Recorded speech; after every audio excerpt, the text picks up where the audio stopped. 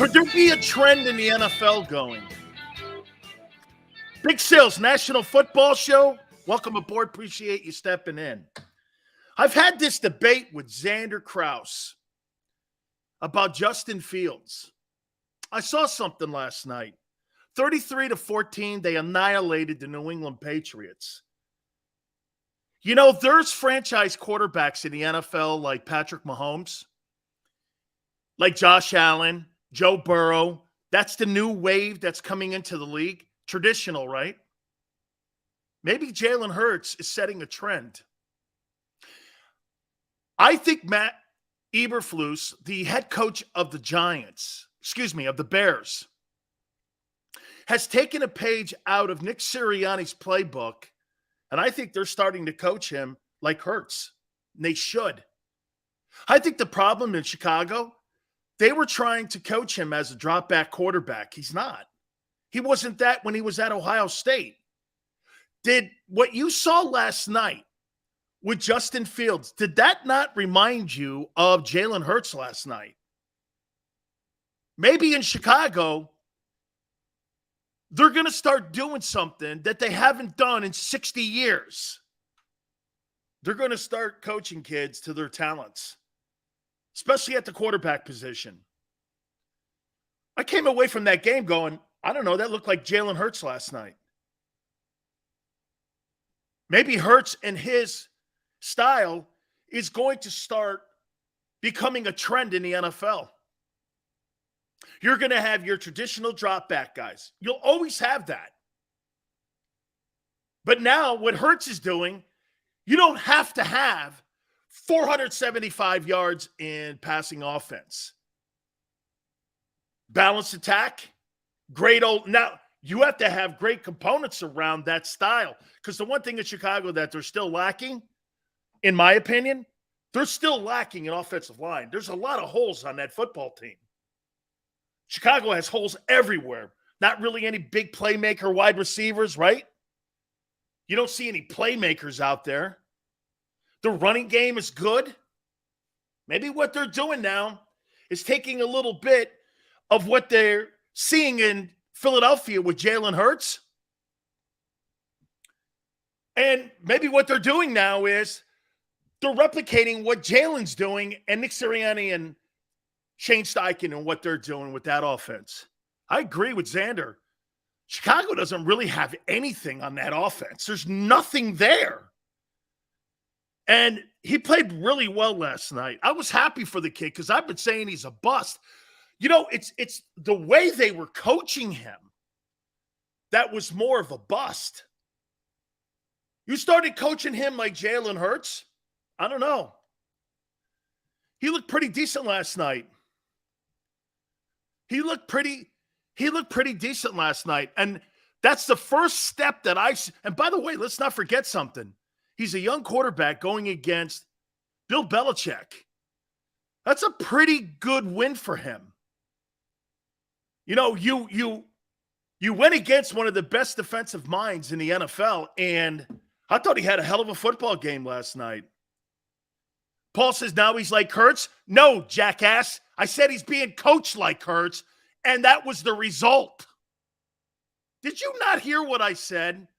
Paul, you have to be sometimes the dumbest guy on the planet.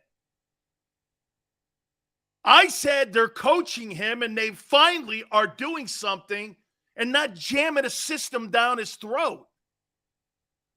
He looked like Hurts last night. Did he not? I don't know. Only person on the planet who saw that was Paul. What a toolbox. Seriously, dude. Then again, Paul, I like that you're here. Thank you. Good stuff, man. For Justin Fields, that was one of the first signs that I saw he really took control of a football game. Good for him, man, because every other game I've watched him play, he sucks. But that was something good. See, look at Paul here, man. He's learning. Only certain buttons, Paul. Not all of them. Only certain ones. Tell us about the Packers. We'll find out when they play your boy. Okay. Hey, by the way, congratulations to the city of Philadelphia. embracing the Phillies and everything that's going on. You can't buy a hat in Philadelphia right now for the Phillies. I mean, that thing is just absolutely just taken off, and it's going to be a great story. I'm with Kurt Schilling, who was on with us yesterday. I got them winning in 7. I got the Phillies upsetting the Astros in 7. Oh, and Merrill Reese will join us too. That'll be at the bottom of this hour. We will get him in. Okay. So, how about the Eagles making a call for Christian McCaffrey? It's being reported that Howie Roseman wanted McCaffrey. Interesting.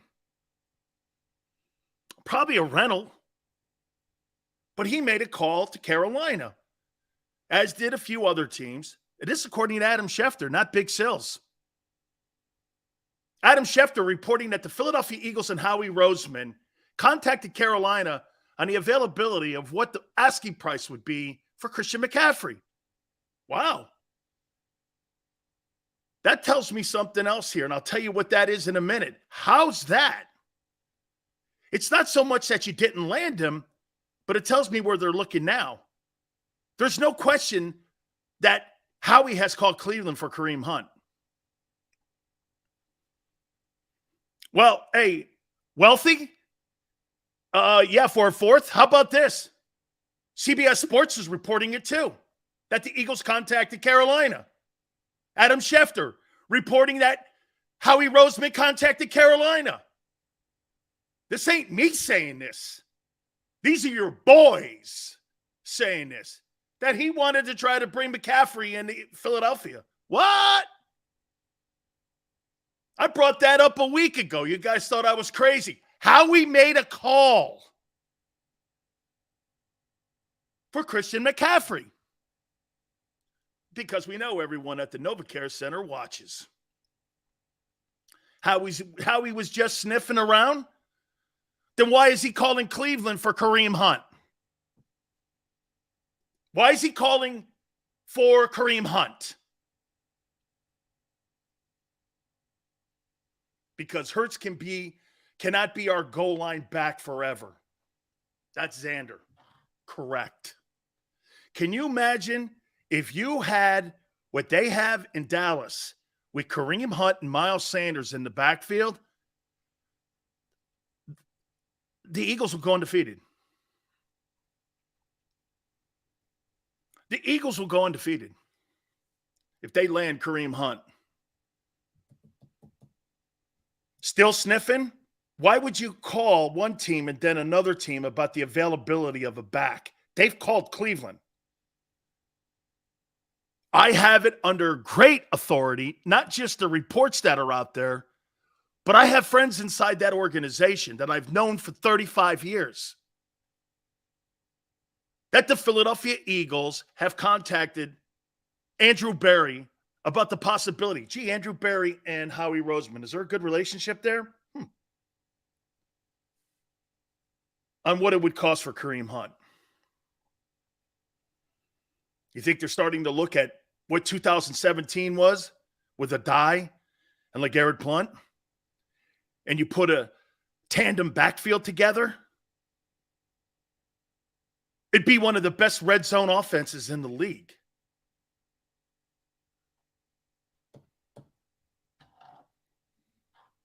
Question is now, what would you give up for him?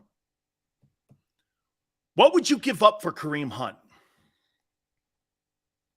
Let's take a look at what he's done. What would you give up for him? I think Kareem Hunt is a very talented back. I think Kareem Hunt is a good football player. Kareem Hunt stats. Now we know this.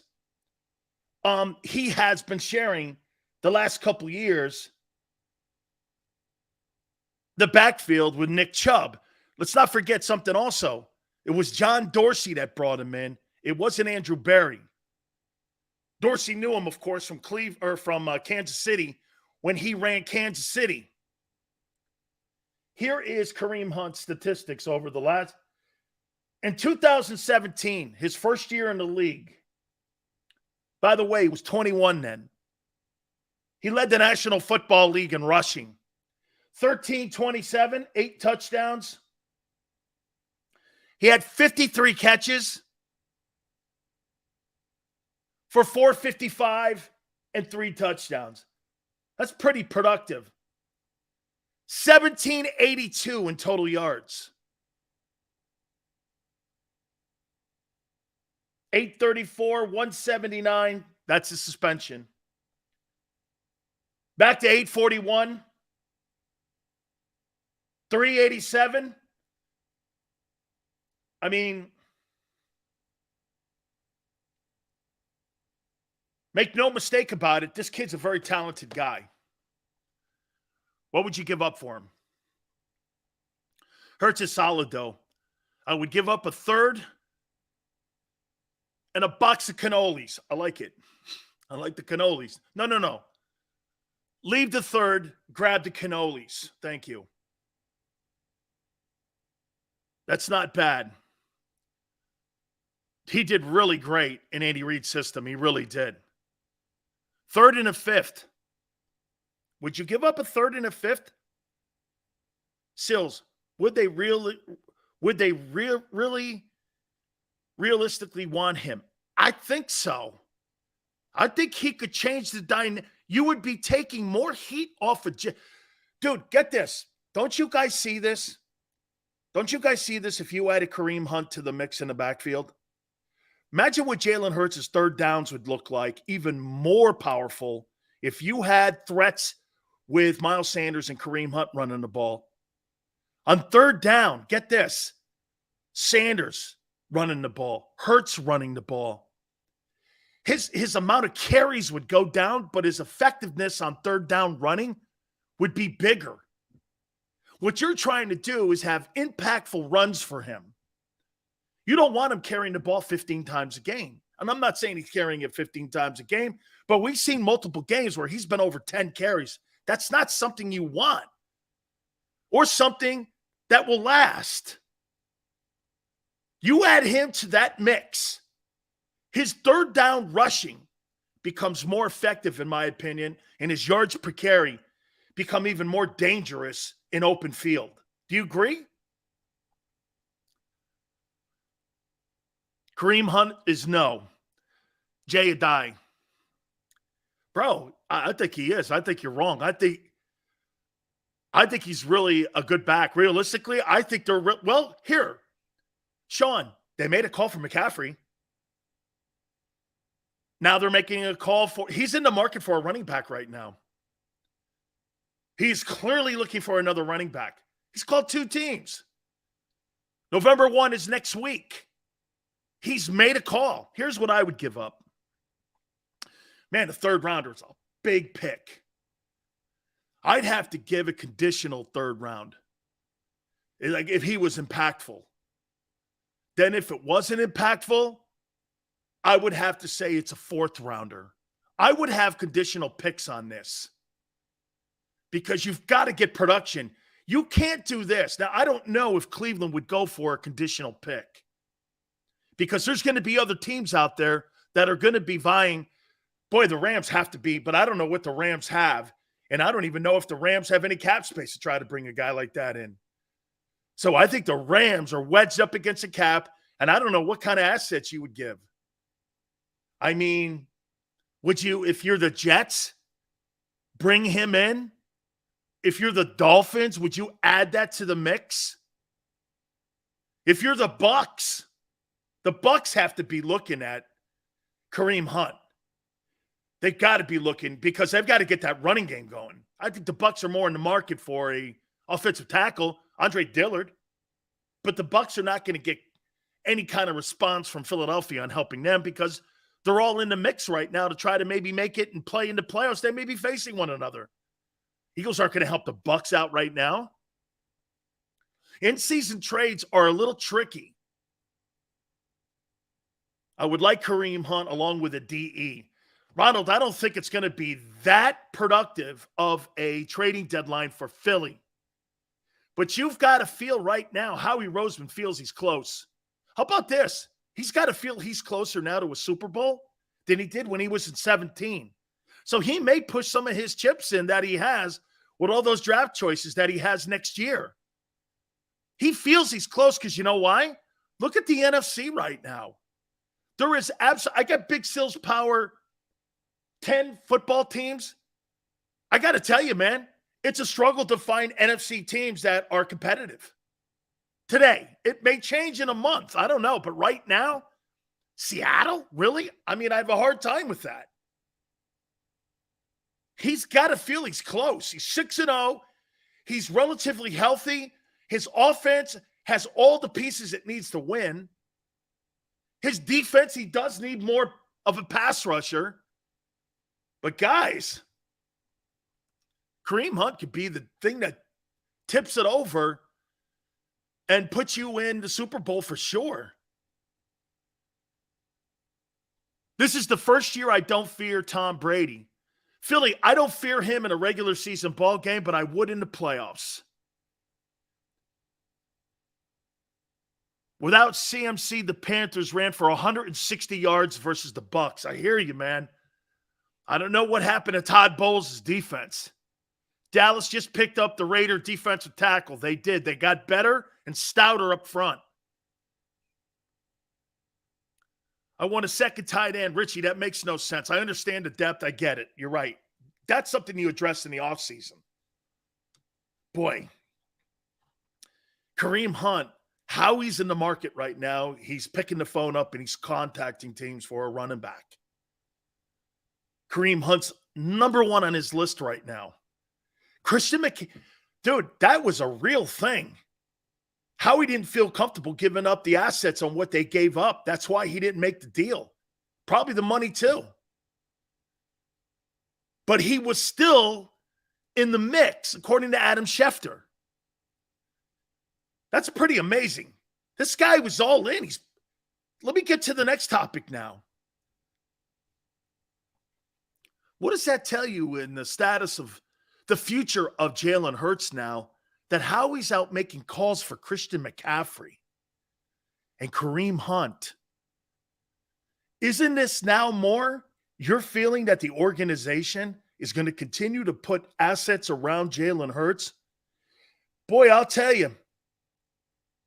I mean, you're going to get McCaffrey. That was not going to be cheap. $20 million a year. Probably a third-round draft choice Howie was going to surrender. Maybe a 2. I know he's injured. I get it. Still made the call. What does that tell you about the future of Hurts now? Okay? Nah, Richie, nothing to do with the contract. I'm talking about how they see the kid now. Contract talk, I'm not talking that. I'm talking how they see him. I'm not bringing up numbers here. I'm talking, don't you feel if he's after Christian McCaffrey and Kareem Hunt, is he still doing what John McMullen and I said a couple months ago, building the team for someone else? I don't know. Sure doesn't seem it. Have they bought it? Sure seems it. I was kind of floored with some of you that the Eagles made a call for Christian McCaffrey. I agree with Sander. Constantly hurt. Give him 4 weeks before he's banged up in San Francisco. Still. Some of you say sniffing. Why would you sniff around for a guy if you're not looking at pushing your chips in a little bit, knowing that you're right here at the threshold of potentially winning the NFC? Dallas ain't catching you. Much as I prod you, Dallas ain't catching you. They're not catching you. Shit, man. Hey, by the way, watch this. What week do you think it's going to be until the Eagles have a loss? 10, 11, 12, 13? Do you rest your players at the end of the year to have your guys healthy going in, give them an extra week because you may get the bye because you have home field advantage? I'd rather have home field advantage and an extra week of rest than going undefeated, I think.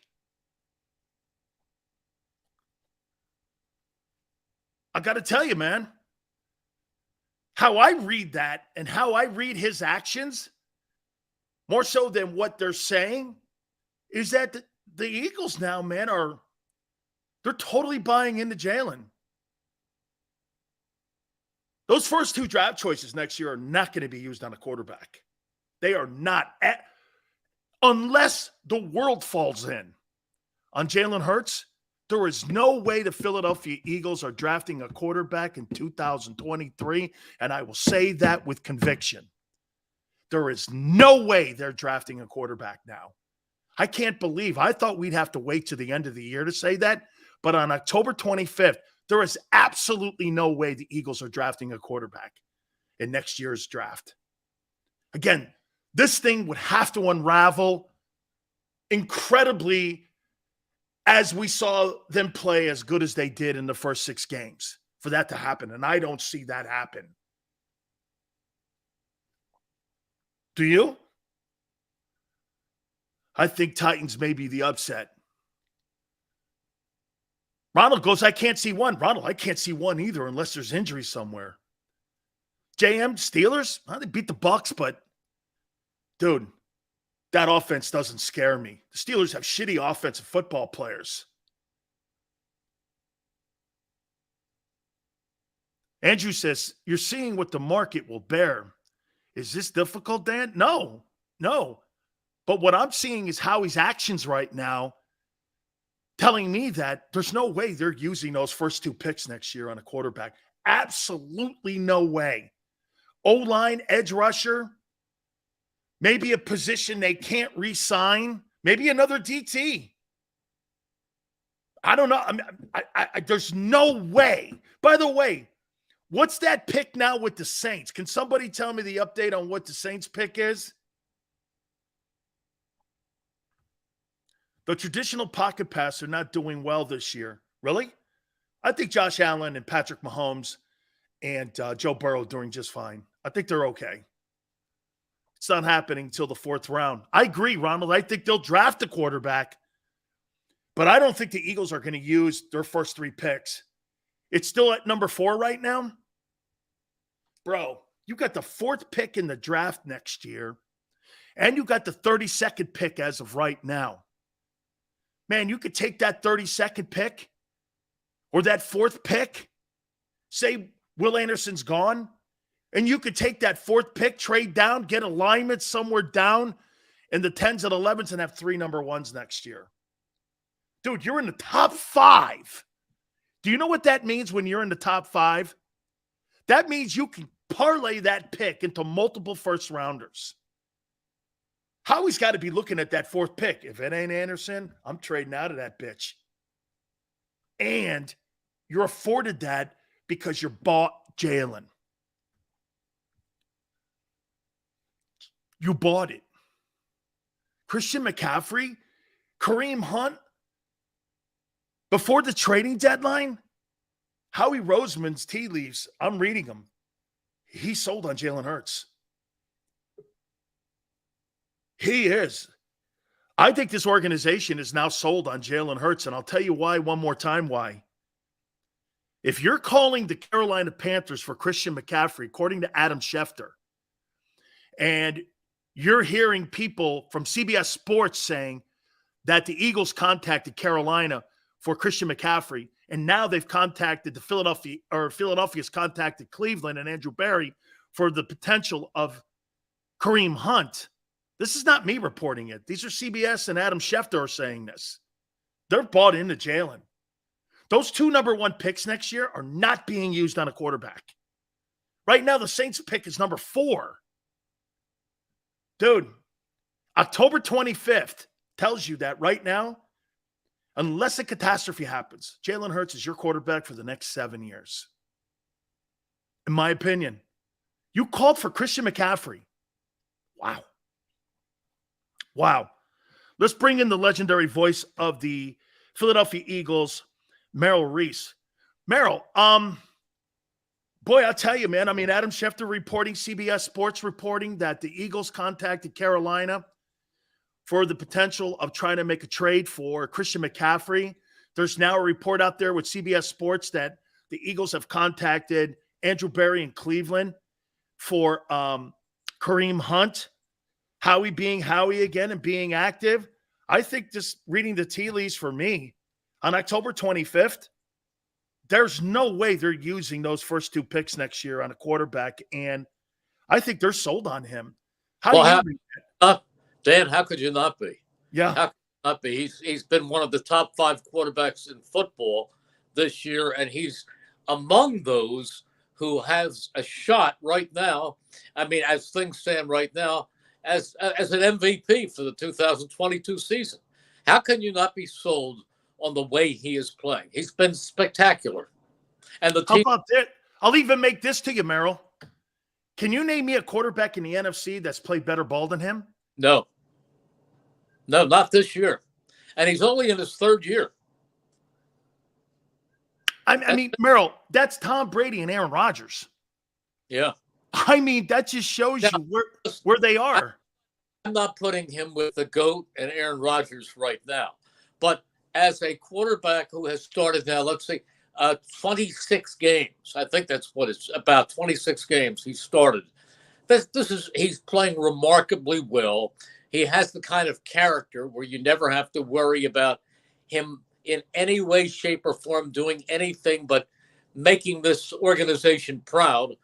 You know that he's dedicated, driven. He's a leader, and he has every kind of skill you want him to have. He's throwing well. He can get you out of problems with his legs. He can quarterback sneak like nobody's business because he has such strength in his lower legs that he makes 4th and 3rd and 1 almost automatic. That's how good he is. Have you been surprised with the play of the other teams in the NFC this year, most notably New York, and what we're seeing with that? Obviously, Dallas gets Dak back. They made a move today with a defensive tackle with the Raiders to try to solidify that defense. Have you been surprised? Mildly by the Giants. Although I thought they had a chance to do well this year. I had heard a lot of good things about Brian Daboll, and that certainly hasn't been a mistake. He's got them playing really good football. I have always liked, I've always liked Daniel Jones. I think he's a good quarterback. I remember when he quarterbacked Duke over my Temple Owls, my alma mater, in a bowl game. And I said, boy, this guy is gifted, and he's smart, and he's athletic, and he's the whole package. The only thing you worry about with Daniel Jones, and this comes back from Buddy many years ago, who used to say that durability is as important as ability. Now, he's had injuries over the years, and if he can stay healthy, I think he has the ability to be an outstanding quarterback. And he's being coached by a hell of a coach right now, Brian Daboll. And when he was in college, Merrill, I mean, he had David Cutcliffe down there. Yes. David Cutcliffe, of course, was the guy that coached Peyton Manning. I asked Gary Cobb this question yesterday, and I'll ask you.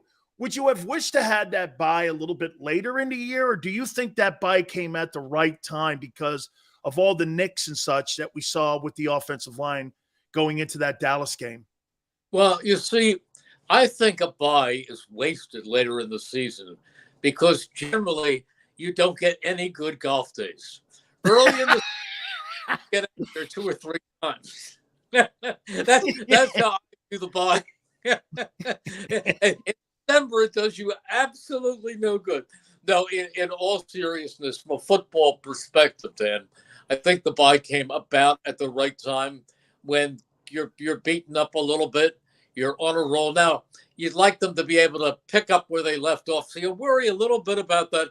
But Nick Sirianni has shown me so far that he knows how to pace a team, that they'll come back to practice right on tomorrow, on Wednesday, and they'll get right back into gear.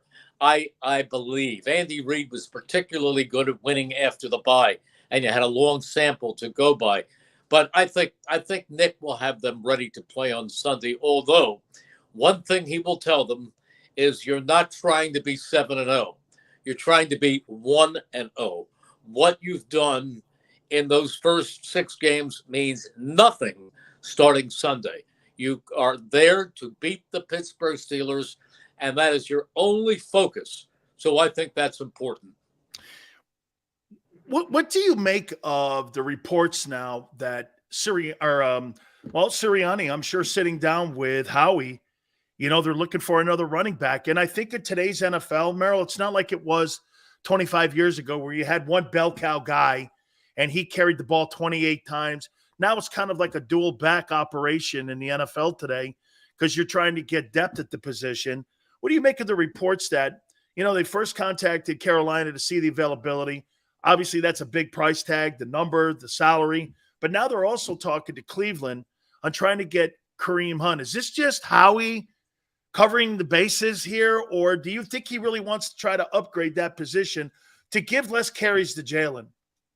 I think he wants to upgrade every position if he can. That's Howie. And you go back to 2017, you know who he picked up at the trade deadline? Jay Ajayi, who played a pretty big role. He did. Season.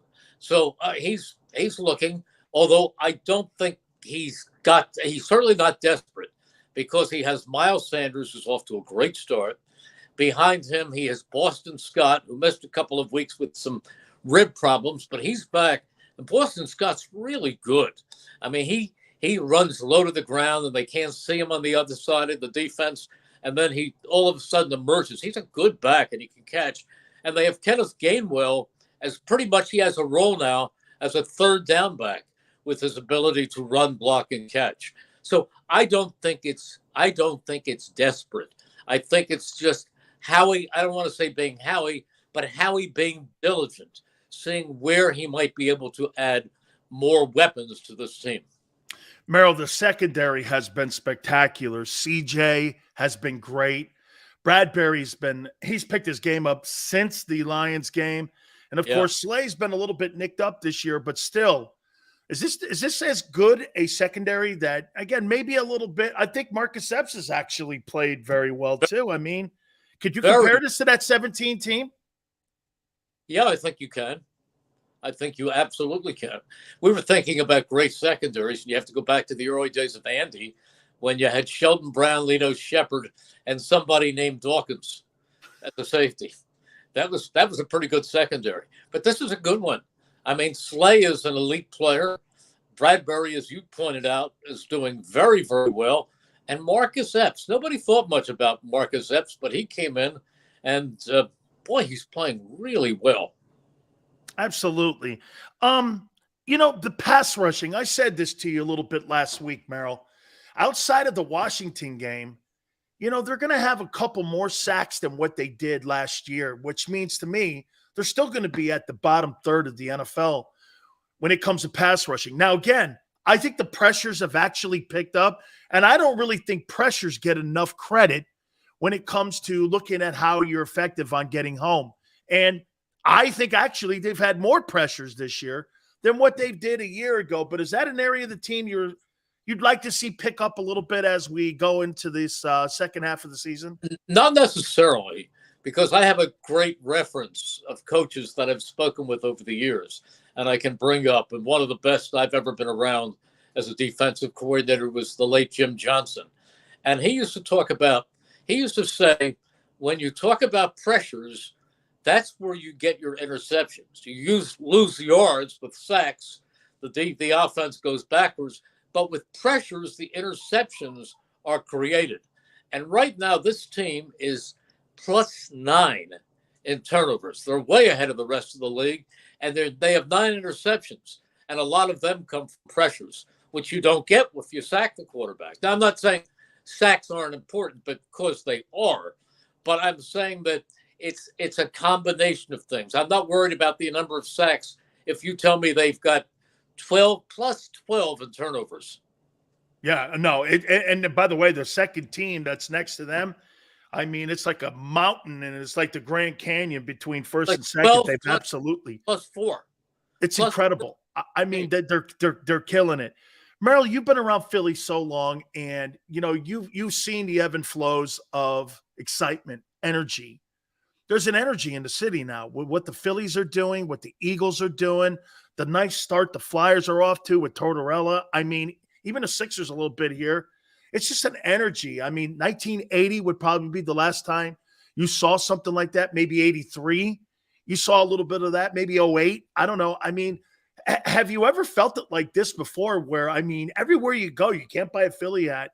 You can't buy an Eagle hat. I mean, it's pretty wonderful to see that the epicenter of sports just might be Philly right now. Yeah, it is for the moment. But the Phillies, they have been amazing. There were people who were waiting for them not to make the playoffs, and then they go sweeping the Cardinals and bashing the Braves and eliminating the Padres, and here they are getting set for the World Series. It's a phenomenal feeling, and that organization deserves all the credit in the world. And Rob Thompson, the job he's done as a manager, and Bryce Harper and Reese Hoskins and Real Muto. You just go through that lineup, and the pitching they've gotten from Wheeler has been absolutely amazing. And Nola, they've just really done so well. This is a team that deserves every bit of credit that they're getting, and yet they don't want to pat themselves on the back and say, "Wow, we did it," because the object is to win the World Series, not to get to the World Series. So, but give them all the credit, and everybody's behind them. With the Eagles, they've won 6 straight games. Let's see them make it 7 on Sunday and continue from there. It's a very tough week because they have Pittsburgh, who I think is getting better. I like what I've seen of Kenny Pickett. I think he's growing each week. He's a very smooth passer, and he's got a couple of people around him. Last year, my partner in the broadcast booth, Mike Quick, who knows something about wide receivers, told me that the best wide receiver in the draft was George. And boy, does he look good. And a couple of years ago, I loved Pat Fryermuth coming out of Penn State. They're very good. They're very good. Anybody who thinks this Pittsburgh game is a lock is making a big mistake. Any week can be your undoing. Any week can be your undoing if you don't go in there and play like it's a playoff game. That's what they have to do to keep it going. Couple last questions for you. We had also Kurt Schilling on with us yesterday, and Kurt said something about stars, and he referenced even Jalen and what you see with Bryce Harper. Philadelphia has a propensity to elevate their stars beyond mythic, but at the same time, you don't produce, they will crush you. And it really is a lunch pail city when it comes to their athletes. And Jalen Hurts and Bryce Harper, Merrill, have just worn those jackets of that city. They just enjoy playing there. They just enjoy representing that. It's so refreshing to see where a guy just doesn't pack his U-Haul up and leave. I mean, there's some really great stories going on. Harper loves being a Philly, and you could see Jalen loves being an Eagle. Sure, absolutely. The attitudes are great. The fans, I think the fans, and Harper said it, and Hoskins said it, they all said it. The fans brought out the best in this baseball team. I haven't heard that place rock like that in ages. I mean, even going back to 1980 in the World Series, and even going back to the World Series in '88. I mean, there have been, '08, but there have been some great moments. But I don't remember the energy level being where it was in these last couple of weeks. I really don't. Finally, Merrill, I'm going to leave you with this and ask you this. Eagles go undefeated? No.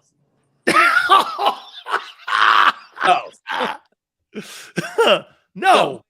Miami went undefeated in 72. Right. But are the Eagles going? Probably not. That's a lot to ask. This is a tough NFL. And when you start thinking that you can just walk on water, you're going to get bitten in the behind. It's not going to happen.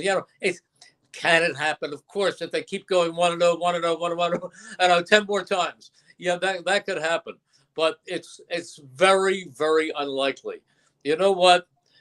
They're just doing well. I don't want to give you numbers. I thought before the season that if they played really well, they could win 13 games. Well, now all of a sudden you start to get greedy. Could they win 15? But to talk about going undefeated, that's a once in a century type of thing. And to say that it's not unlikely, It is very unlikely, very unlikely. But you know what? Wait a minute, Merrill. Wait a minute. If you're 15-0 and you've wrapped up home field advantage, do you go for it or do you rest your guys? You rest your guys. You don't want to be the other undefeated team in NFL history? Nope. I'm going to be the if now. Now we're getting way ahead of ourselves, Dan. Fair enough.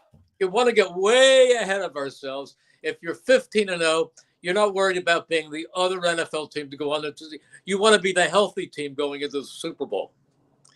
The last thing you want is to play guys and have one or two of your stars go down in games that mean nothing after you've wrapped up the home field advantage. You've got to be smart. You've got to be. To me, Merrill, the number one thing is getting home field and making the NFC playoffs go through Philly like it was in 17. You get that, to me, everything else is gravy. Absolutely. I mean, undefeated is great if you're a college team and you've got the bowl championship series ahead, but you've got to you have seedings and everything else. But this is different. This is the NFL. The object: win the Super Bowl. Win the Super Bowl. Get to the Super Bowl with your team intact. Absolutely, Merrill. It's great to catch up with you. Never getting ahead of himself. Did you hear that, friends? Merrill said we've only played 6. Funny, Merrill, you say that, it's like Moses saying it. I say it, you're a hater. I'm like, I'm the only 6 games here. Hang in there now. No, Merrill. 6. Now, that's not only 6 games. Wow. They're off to a 6-0 start. That's terrific. Absolutely terrific. But this week, they've got to go 1-0. That's it. Absolutely. That'll be against Pittsburgh this Sunday, Merrill, and Mike Quick on the call, WIP. Thank you so much, Merrill. I appreciate you doing that for me. Thanks, Dan. See you soon. God, I love him, man. He is so great and just a historian in that city of Philadelphia. It's really spectacular. I really appreciate it. Please hit the like button. Thank you guys so much. Don't forget my friends at Morgan & Morgan, where the fee is free. If you guys are hurt or injured on the job, there's only one place to go. That is to Morgan & Morgan. Look, with over 800 attorneys and offices in Philadelphia, New York, and in Florida, they're going to protect you and your family better than anybody else in the country because they're the biggest firm in the country. Call them at 800-512-1600. That's 800-512-1600. The call is free. The consultation's free. And when you call Morgan & Morgan, do me a favor. Tell them Big Sil sent you. When choosing a lawyer for your injury case, you may ask, does the size of the law firm matter? Well, of course it does. The insurance company, they're huge with unlimited resources. And whether your case is big or small, they're built to bully you out of the money you're owed. But here's the good news. We're big too, the biggest actually. And we're built to fight to make them pay for all that was taken from you. Size is our strength. There's only one Morgan & Morgan, forthepeople.com. Go to get your game on. Go for the beers. Go for the cheers. Go for the hit and the hits. Go for the stakes and the stakes. Go to get your parlay on. Go to get your party on. Go for the scene. Go for the screens. Go for the gallery. Go for the win. Go to Ocean. Visit theoceanac.com to plan your visit.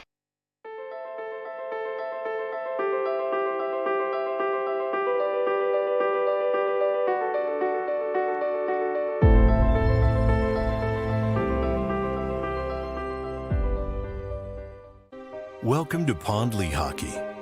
We've helped over 100,000 injured and disabled workers obtain benefits, as well as some of the biggest settlements in the state. If you've been injured at work, give Pond Lehocky a call. It's a fall car fest, and Jeff D'Ambrosio, Destination Downingtown, says, yes, you can. Jeff says, yes, you can choose from over 1,000 vehicles in stock with no wait. Yes, you can still get low prices, leases, and big discounts. Yes, you can still get low interest financing. And Jeff always says, yes, you can have a real deal buying experience without the hassle. When the other dealers say, no, you can't, Jeff says, yes, you can. Jeff D'Ambrosio, Destination Downingtown. Nobody treats you better. Jeep Adventure Days.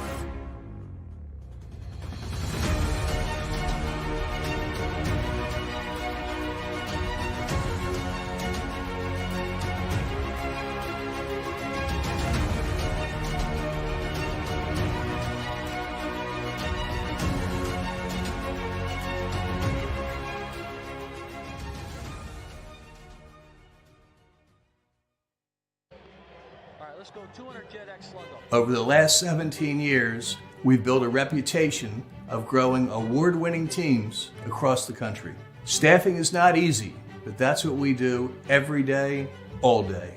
The key to our success is storytelling, asking the right questions to find the right people. Hi, I'm Gary Kane, president of Kane Partners. We want to be your staffing partner.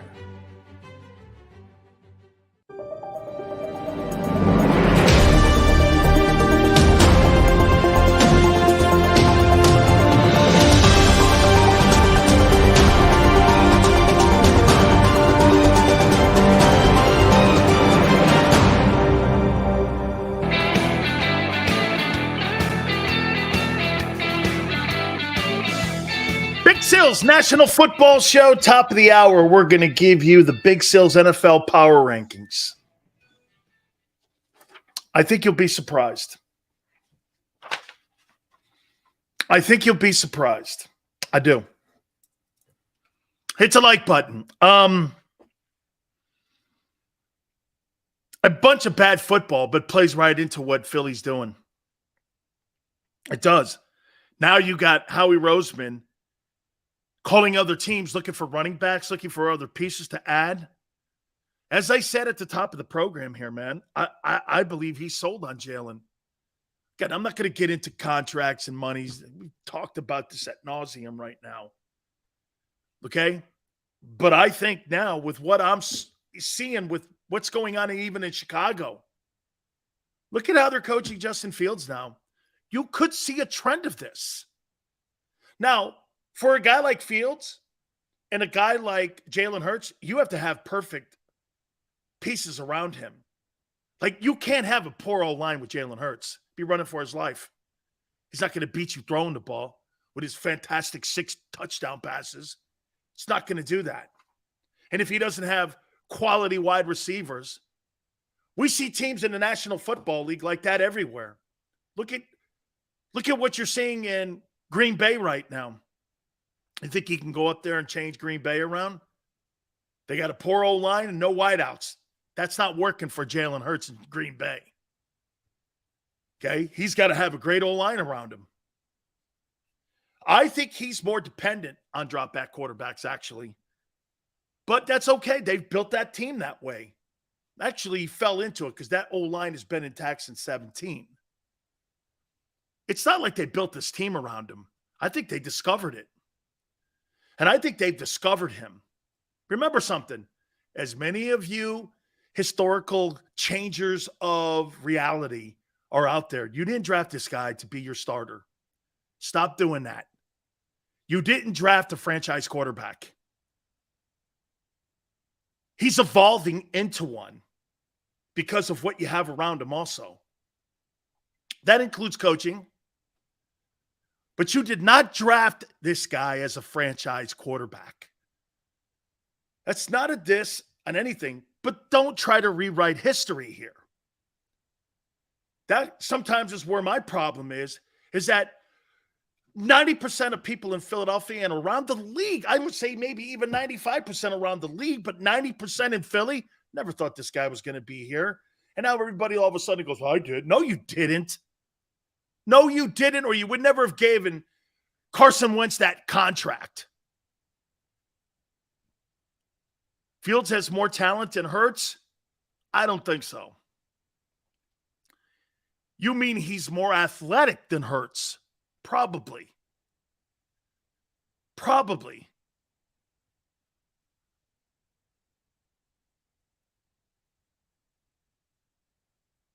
RPO screens, run game are game manager words.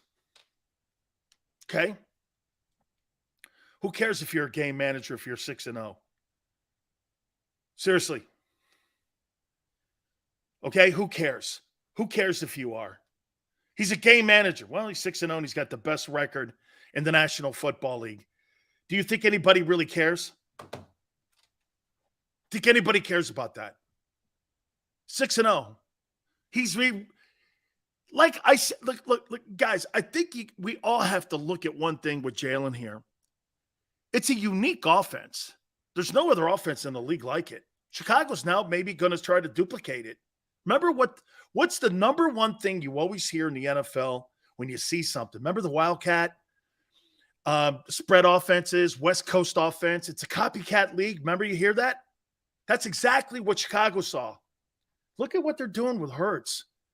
Why are we coaching Justin Fields into being a drop back guy when he's not? He wasn't a drop back guy at Ohio State. It's a copycat league, man. Chicago, for the first time, actually looked like an offense last night. I can't tell you. I was like this. Man, that's not the kid that has just sucked out loud for the year and a half he's been in the league. He was really good last night. I was like this. Holy cow, man. Now, look, fundamentally, he still has to work on technique. He still has to work on, his drop back. He still has to work on his footwork. But I think Chicago finally figured it out. Wait a minute. Let's coach him like Hurts. We can't coach him like Mahomes. They're not coaching Jalen Hurts in Philadelphia like Patrick Mahomes. Nor should they.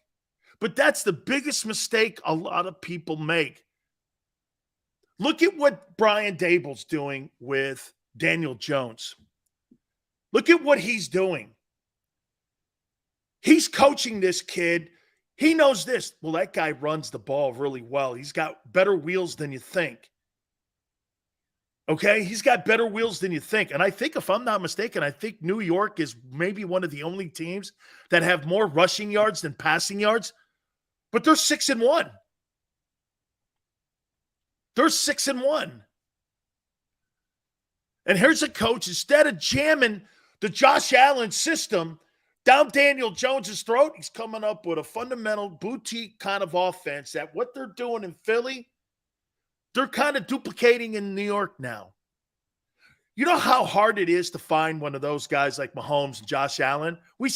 The Miami Dolphins are still asking that question, even with Tagovailoa. Even with Tagovailoa. But if you get yourself an athletic guy like Jalen Hurts who can work his ass off, you put the proper pieces around him, maybe you can build something. Like I said, Jalen Hurts will never be an elite quarterback on how we fundamentally see elite quarterbacks. But what he can have is an elite career. Dan Marino had one of the greatest careers of all time. Never won. Warren Moon. Those guys were all passers. Moon wasn't a runner. He was a thrower. Dan Fouts, Air Coryell, never got past an AFC championship game. Those are elite passers. Jalen's not an elite passer. Okay? He's not an elite passer. You're never going to see 486 and 3 touchdowns like you saw with Burrow and Mahomes. You're never going to see a 400 passing game. Because you know why? They're never going to put the ball in Jalen's hands that much to have a high turnover offense. One of the greatest things, again, is because the Eagles don't turn the ball over. They don't throw the ball deep. They don't. They don't have to. They don't have to. JM goes, do not start shitting on Marino. There's nothing to shit on Marino. He never won anything. 2 AFC championship games, a Super Bowl where he got annihilated in by Montana and refused to develop a running game. JM, end of the story there with Dan. The only thing Dan has now, he don't have his records anymore. He's got his Hall of Fame ring. Congratulations. The Hall of Fame ring meant more to Marino than a championship ring. He was playing against Montana. I mean, Montana's 4-0 for a reason. He's like the Michael Jordan of Super Bowls. Brady's lost. He hasn't.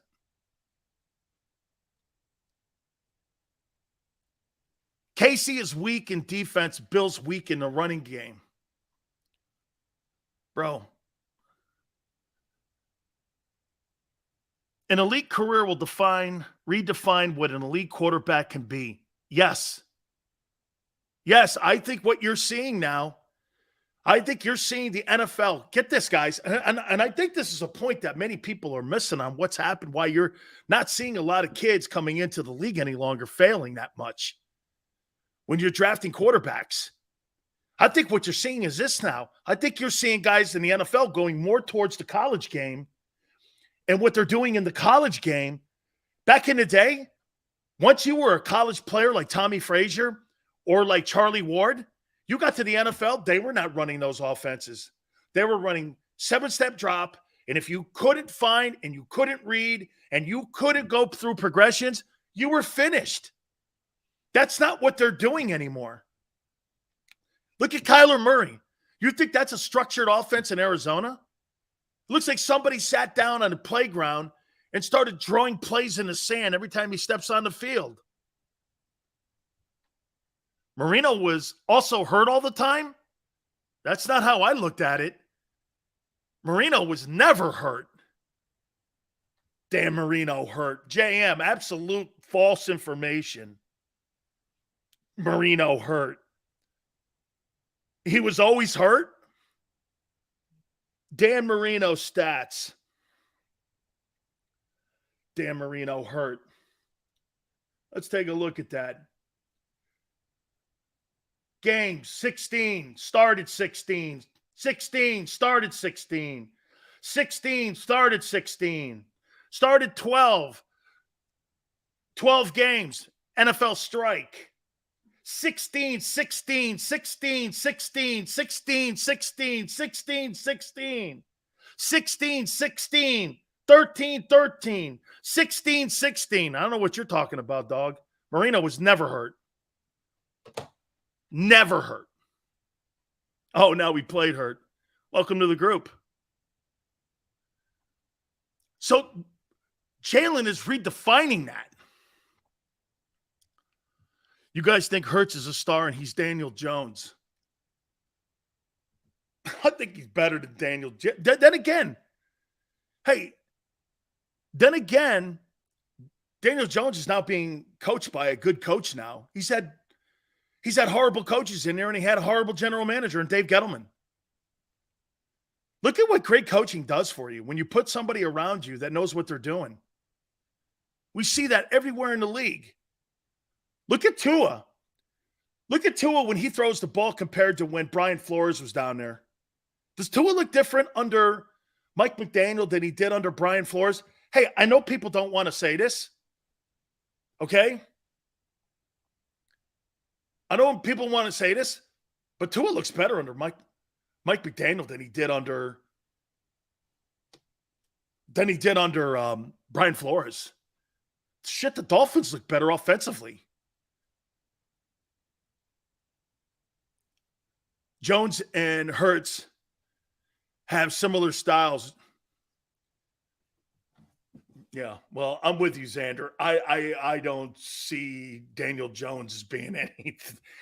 I think you've got great coaching going on right now in New York. And I think there's great coaching going on in New York.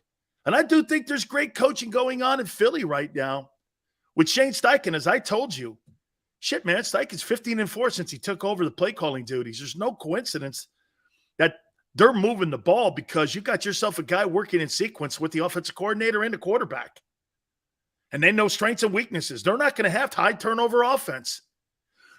Josh Allen's going to have more turnovers than Jalen because he throws the ball more and he throws the ball deeper. Jalen throws low percentage passes. We all agree with that. He throws low percentage passes. Daniel Jones throws the ball 50 yards down the field, as does Mahomes. Jalen Hurts doesn't do that. I am too, Paul, impressed with Shane Steichen. I think Shane Steichen's going to get some conversations about potentially being a NFL head coach. Josh Allen's the clear MVP. I think, again, if I had to put three in order right now, it would be Allen, Mahomes, and Jalen. I think Jalen's third. But I don't think there's this massive gap. I think you're making more of a massive gap that I don't believe is there. And by the way, you know I'm being fair with Jalen here, but I don't think Jalen is that far behind the rest of those two guys. Those other guys just have glaring stats. Jalen relies on 6-0. more so than anything else. Okay? Like, Hurts is never going to be elite like those two guys. He'll never be Allen and Mahomes, ever. He'll never be those guys. I get he's got 6 TD passes. That's why they don't score a lot in the second half. Okay? They're a one-dimensional offensive scoring football team. They run the ball. The quarterback has more rushing touchdowns than passing touchdowns. What elite quarterback have you ever seen in pro football history have that? Now, again, it's about redefining maybe. No elite quarterback in pro football history has more rushing touchdowns than passing touchdowns in a season as you're almost at the midway point. Nobody.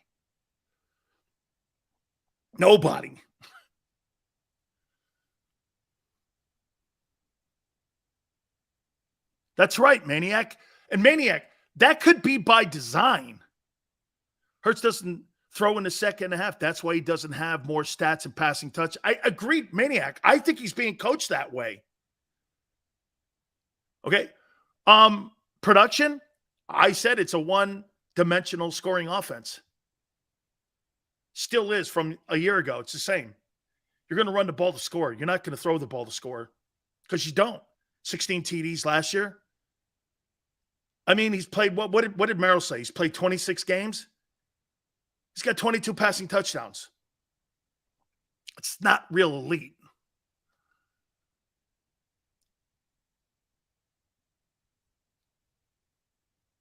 Hey, Double O, he is killing it. He's totally killing it. Big Sil's NFL Power Rankings. I look forward to this each week because, to me, I move them around a lot. There's some teams I believe in. And by the way, this is more of a power ranking instead of like what you see in college football with rankings on schedule. This is not based on your record. This is based on what I see. Okay? Who your quarterback is, who your coach is, the resume of what you've done. So we're going to do that at the top here. Please hit the like button. Hour 2, National Football Show. Go to get your game on. Go for the beers. Go for the cheers. Go for the hit and the hits. Go for the stakes and the stakes. Go to get your parlay on. Go to get your party on. Go for the scene. Go for the screens. Go for the gallery. Go for the win. Go to Ocean. Visit theoceanac.com to plan your visit.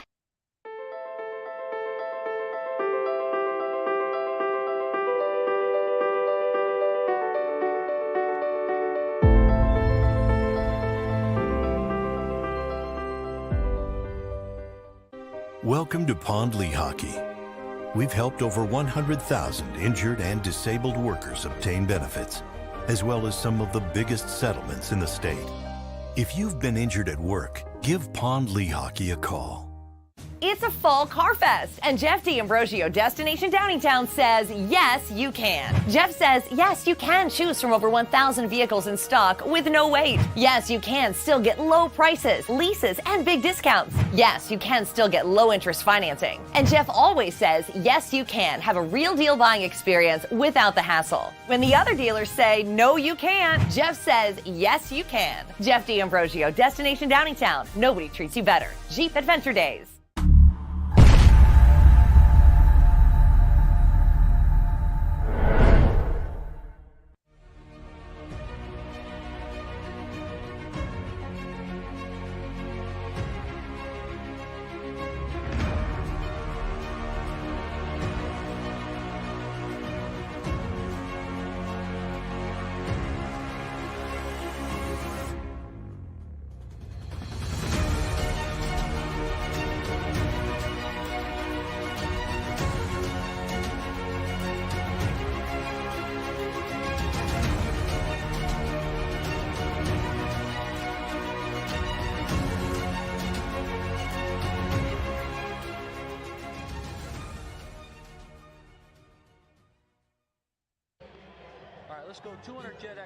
Over the last 17 years, we've built a reputation of growing award-winning teams across the country.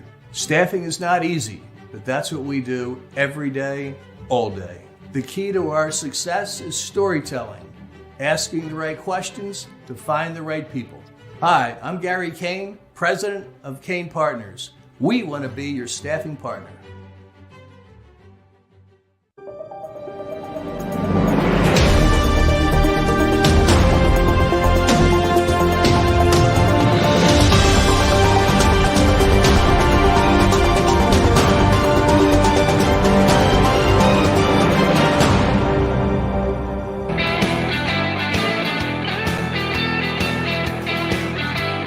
What's that number?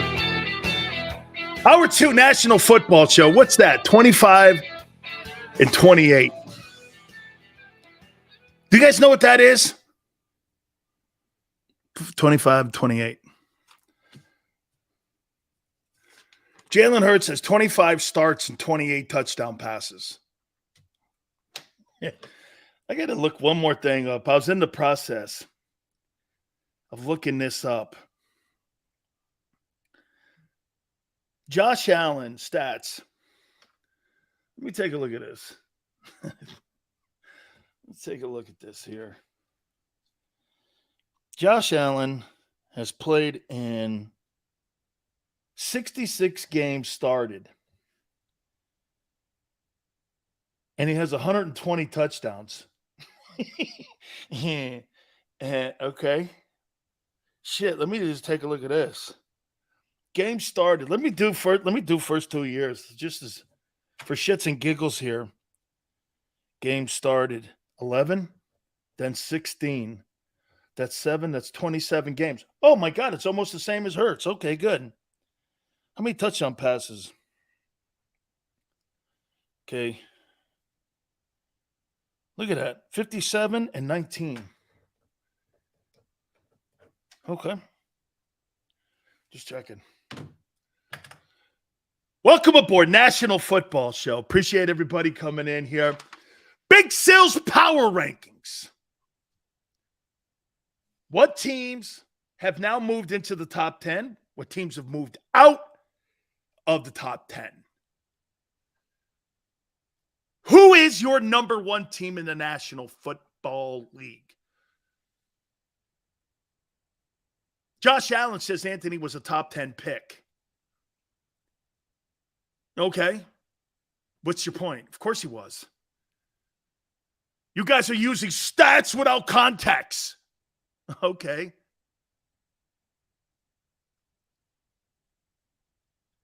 Hurts doesn't decide to play don't beat me deep defense. Okay. Let's get into this here. These are the big sills. Top 10 teams heading into week 8 of the National Football League. Here we go. Number 10. The 5-2 Tennessee Titans. Anytime you have a defense like that, and anytime you have a running back like Derrick Henry, you're always going to be in the conversation. Let's not forget they were the number 1 seed in the AFC. And they did have to bye at the end of the year last year. And get this, they've started to find a way to win games. It's not sexy. Then again, the Eagles aren't sexy either. As a matter of fact, they almost kind of look like one another. They run the ball. You know, they're effective on third down when it comes to throwing the ball. Not overly effective. But, you know, I mean, they run the ball. They run the ball. They play defense. Got the Titans at number 10 because I love the coach. I love the organization. Not the sexiest team. Number 9, franchise quarterback Joe Burrow and the Bengals. After starting 0-2, they're now 4-1 since that time. And they've now run that record to 4-3 on the season. They're starting to play some pretty good ball. It's kind of almost a duplicate of what happened a year ago. Got out to a slow start, and they caught fire. Number 8, Lamar Jackson. They got to win more. They got to win more. And they're not playing that hot on defense. They got to pick it up on that side of the ball, in my opinion. Big Sil's NFL Power Rankings. God, I hate to do this. This is going to make me throw up in my hat here. Number 7, the New York Jets. Ugh. Zach Allen, they're running the ball. They're playing some defense. I don't know, man. I think the Jets had an injury in their offensive line, which is going to hurt them. They'll probably be in the market. Hey, it wouldn't shock me if Joe Douglas has contacted Howie Roseman to try to get Andre Dillard up there. Don't be shocked if you see something like that happen. I doubt that Howie would get rid of Andre Dillard in the season. That would have to be something maybe after the season. But Joe Douglas is in the market looking for an offensive line right now. How about this? Number 6, the greatness of Daniel Jones and the New York Giants at 6-1. I got him 6th, and I'm not believing in him. But it's hard to look at some of the football that's being played by some of these other teams. Notice this. There's no Packers or Bucks in this list. Or Rams. Number 5, the best victory of the year so far for the Eagles. The Vikings win. The Minnesota Vikings. They're not blowing teams out. They're winning close games this year. Games that they lost a year ago, they're winning this year. Probably because there's a different atmosphere in the building because the head coach and the quarterback get along. Number 5, the Vikings. Number 4, the Dallas Cowboys. Dak is back. Dak is back. Oh, so I don't think he really played all that hot against the Lions. When I watch Dak Prescott play, you know what I see? I don't know. Okay? Well, I don't know. Right? Dude, he has not been spectacular. I know they had the number 1 offense a year ago in the NFL. But when I go like this with Dak Prescott, I don't know. Is he better than Cooper Rush? Yes. Does he give him a better chance to win? Yes. Is he an elite quarterback? No. I'm not building my team around Dak Prescott. I'm not building my team around that guy. But if I have to, and I'm stuck with it, the Cowboys are stuck with this. They have to build their team around him. Dude, I told you this, one of the great assets that Jalen Hurts, you think if Jalen Hurts was $45 million and he was making $45 million and he had 6 touchdown passes, the Eagles are building that team around him? Absolutely not. Absolutely not, because free agency would hit that team like a brick. It would hit that team like a brick because the money he makes. The Cowboys can't keep anybody on that. The Eagles are going to be in the same position. If they sign Jalen Hurts to a Dak Prescott contract, you'll be the Cowboys in 2 years. Not being able to keep people. Remember I said that. If you sign Jalen Hurts to a Dak Prescott contract, you'll mirror what the Cowboys are doing with being wedged against the salary cap the entire time and losing pieces on your team. It's a common theme. It's not a Jalen thing. It's a payroll thing. That's why there's a salary cap, and that's why the NFL likes shitty football. They call it parity. That's the mask word for shitty football, parity. They think it's parity. Okay? They think it's parity. But it's really shitty football. I'm not talking about Hurts' contract. I'm telling you right now, if they sign him to it, I'm actually talking more about Dak. If you sign him to a Dak Prescott deal, you'll be the Cowboys in 2 years. You'll lose players like Amari and your O-line. You won't be able to re-sign guys. You have to let them go. Randy Gregory, got to get him out of the building because they make too much money. That's the one thing about signing these quarterbacks all around the league, man. You lose players. Don't you see what they've had to do in Kansas City? They had to restructure their contract so they can keep Orlando Brown in the building. Then when they restructured his contract, Mahomes, twice, they had to let go Tyreek Hill.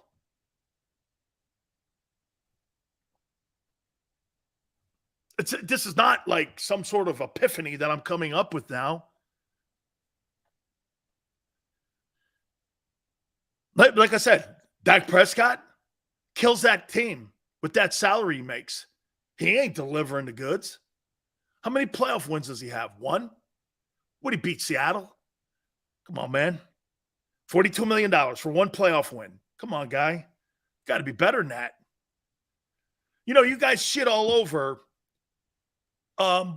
like Aaron Rodgers because he's 13-12. You know, Favre is 14-13, and so is Manning.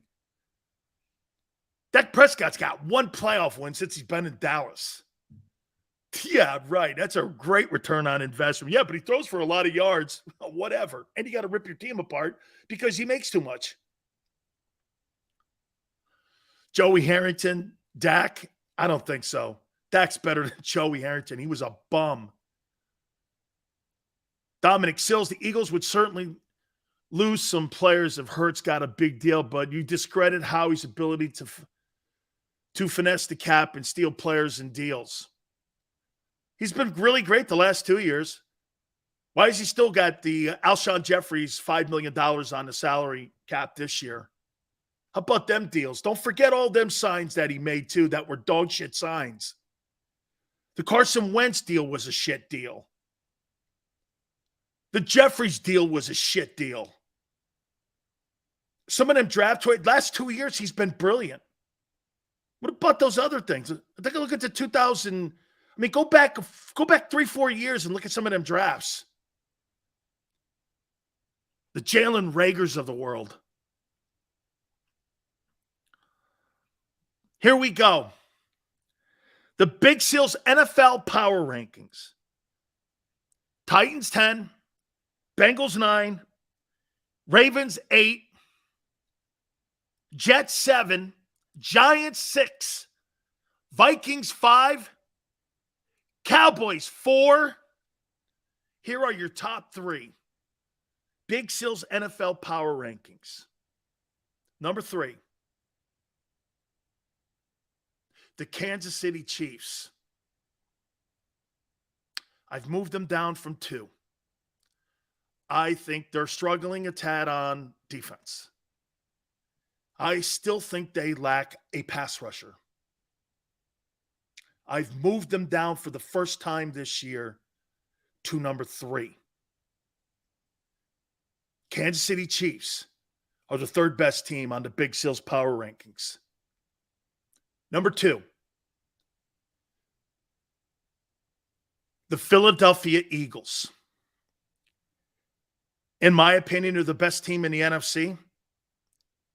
And as I predicted in March, Eagles and Bills will play for the Super Bowl in Glendale, Arizona. It's happened. It's happened.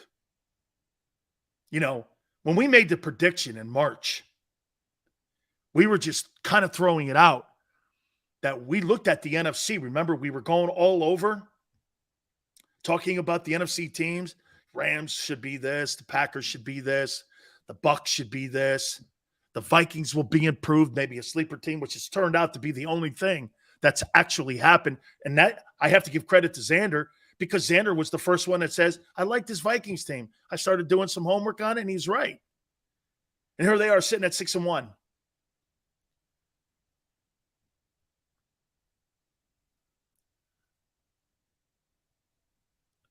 JM says Bills won't win a single playoff game. Why? You haven't either. You were annihilated by the Bucs. And by the way, that was one of the greatest playoff games in NFL history, Chiefs and Bills last year. Very doubt we'll see an Eagle game ever like that with Jalen Hurts as a starting quarterback in a battle with Patrick Mahomes. By the way, Mahomes already got a win over Jalen. Bills number 1. So, the Big Sills NFL power rankings. Titans, 10. Bengals, 9. Ravens, 8. Jets, 7. Giants, 6. Vikings, 5. Cowboys, 4. Chiefs, 3. Eagles, 2. Congratulations, you moved up finally. And Bills, 1. Wow. I never thought that I would move the Eagles ahead of the Chiefs because of their quarterback. But when I watch the Chiefs play and I go back and watch their 22, even as good as they played against the Niners, I didn't really think their defense really shook me. And if the Eagles ran the ball at them this year compared to what they did, and get this, let's do this. Watch this with the matchups. Who on that Chiefs team is going to stop A.J. Brown? Name me one guy in that secondary that could stop him. Then you add Goddard into that mix. I mean, and plus, I don't think that front four is as good as people think it is. Okay, I don't. I just don't. I don't see anybody stopping A.J. Brown. Okay, I don't. Look at all around. You're just a Josh Allen groupie, and he will never beat the Chiefs in the playoffs. Really? Dude, do you not listen to the rest of the NFL people with brains, unlike you? That's a transcending player in Buffalo. You're out of your schoolyard, bro. Okay? Xander goes, you're a bit of a Allen groupie. Well, because Allen's the best player in the game. I told you I love greatness. Okay? Well, by the way, seriously, you don't ever really see Jalen becoming Josh Allen, do you? If you do, I mean, right? You think he has an arm like that guy? You think he has the arm talent like that guy who throws 75-yard lasers? Or he's like the magician that Mahomes is? Come on, man. I don't know what you're watching, man. You're watching with them eagle glasses on. Oh, I see it. I bet you do. Hurts is not Allen, you mean? Okay.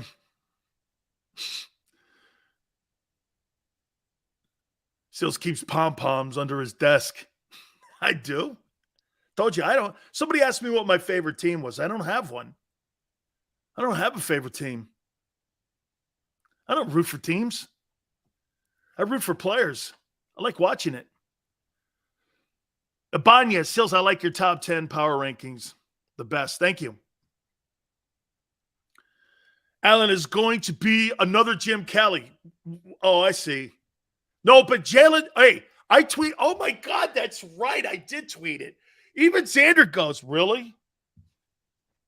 What do you think the odds are Jalen Hurts wins the Super Bowl in Philly? What's the odds?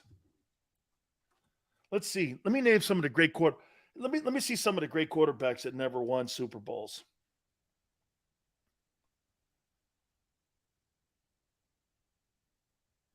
NFL Hall of Fame quarterbacks that have never NFL Hall of Fame quarterbacks that never won a Super Bowl. According to Fox Sports Radio. So, you think he's going to be better than Warren Moon,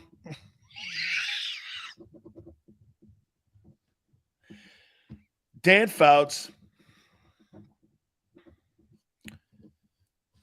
Fran Tarkington, Dan Marino,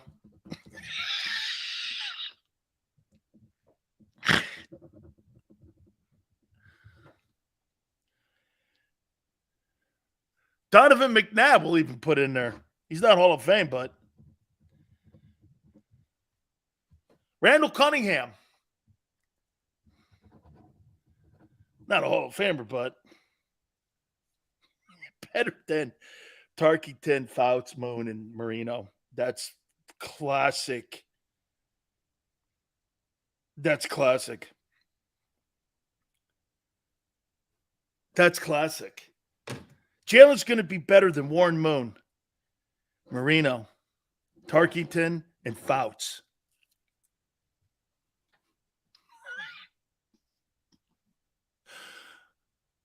Hurts will be better than McNabb, Jaws, Cunningham, and Foles. Wow. Well, Nick's won one. He'll be better than Nick Foles? Well, Nick threw for 26 touchdowns and 2 picks one year and went to the Pro Bowl, and then he actually won a Super Bowl MVP. He'll be better than Wentz? Okay. Dan called Hurts a Hall of Famer? No, I did not. Notice those players were in a different era. Okay. True. You're right, GT. Sills, we didn't see Josh Allen coming. True. But what you did get was this. When he was at Wyoming, his junior year, I said this to everyone. This kid looks really good. Then his senior year, because it's Wyoming, some of the talent around him left, and it looked worse. The coach is under 500 in Wyoming, so he hasn't really gotten any great coaching until he got to Buffalo. When McDermott had Brian Daboll and Ken Dorsey and all these guys around him, he started getting really good coaching. And as he got all that really great coaching, he got better. He started getting better. Look what great coaching can do for you. He did evolve.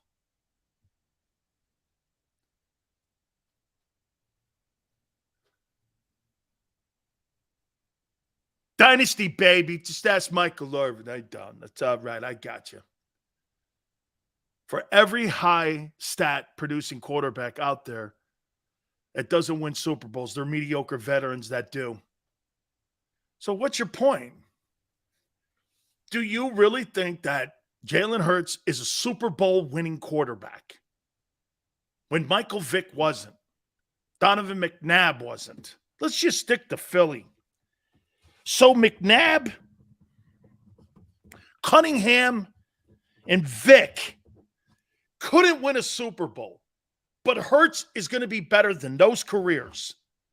Do you truly believe that Jalen Hurts is better than Randall Cunningham?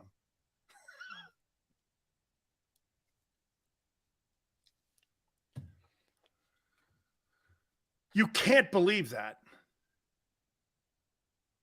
You can't. Hey, there's no giving Allen will either. I get it. There's no giving. Winning a Super Bowl is so hard, man. Okay. Xander goes, Moon and Kelly were both on the program speaking highly of Hurts. People speak highly of Dak. People spoke highly of Vic. What's that mean? That doesn't necessarily mean you're going to lead your team to a Super Bowl. Great. They like him.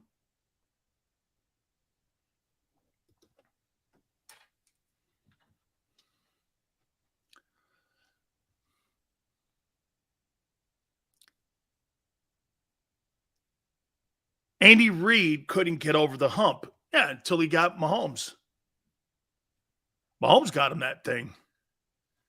You think you think it's Andy's great 2-minute drills and his clock management?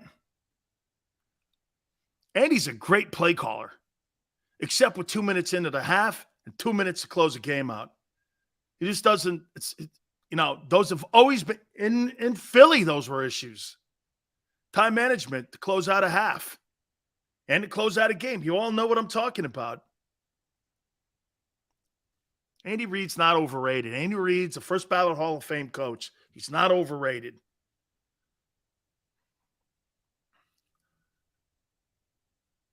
So you don't think this team can win the Super Bowl? Jeremiah, no, not this year. You're not going to beat the Bills. You're going to get there, though. You're going to get there. Hurts will be Super Bowl winner because he's on a mission to prove everyone wrong. That's what gets it done. He's better than Kevin Cobb. He's better than corn on the cob. Man. Holy cow. Look, you're making me do this here, man. And I want to pull it back in to reality here. What he's doing, I told you this, man. Look, the bottom line is that Jalen is redefining that offense in Philadelphia to being something that's nowhere in the league. So when we're comparing him, it is a joke when you compare him to Mahomes' offense or you compare him to the Allen offense in Buffalo. It's a joke. However, the offense that they're building for him in Philly is pretty awesome. It is. They're putting all the pieces they can around him. So, again, this is more on this. They're taking advantage right now of the shittiest time I've ever seen in the NFC. This is a transition going on right now, quarterback play, especially in the NFC. That conference is terrible. And that's nothing on the Eagles. That's everyone else. That's their problem, not yours. Okay? That is not your problem. Rest of the conference sucks. So what? Look what you got. You got an aging Brady. You got an aging Aaron Rodgers.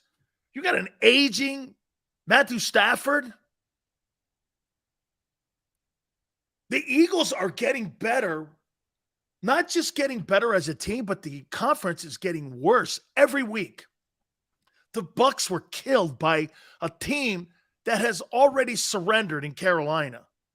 They ran the ball for 160 yards on the Bucs last week. How could that be? They just got rid of McCaffrey. Bucs, I mean, it's crazy to watch. Okay?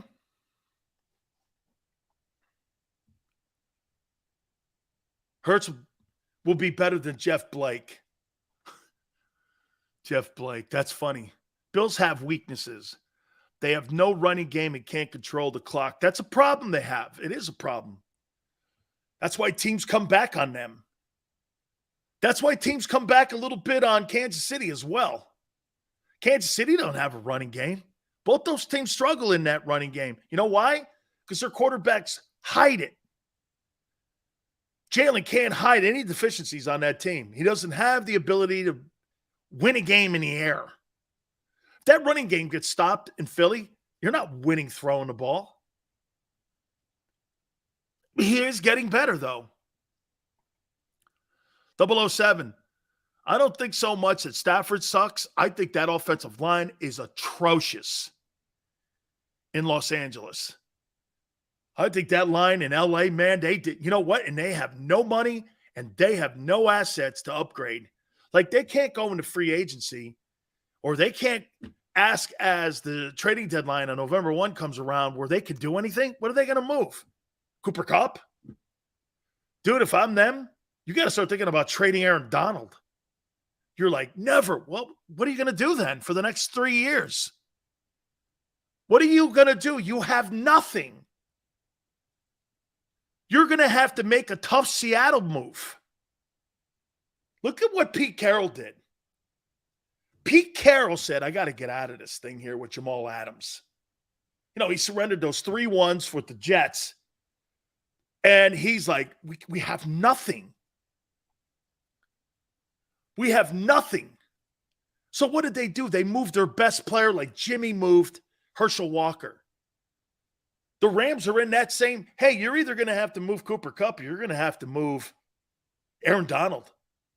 And I might want to move Aaron Donald because he's talking retirement. You might want to get that guy's ass out of there. You first-round draft choices. You don't have a first-round draft choice until like 2025.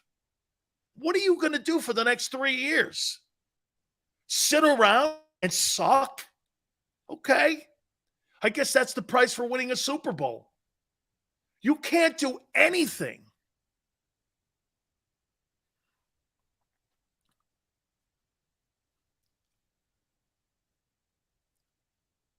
Did anyone see the Jets at 5-2?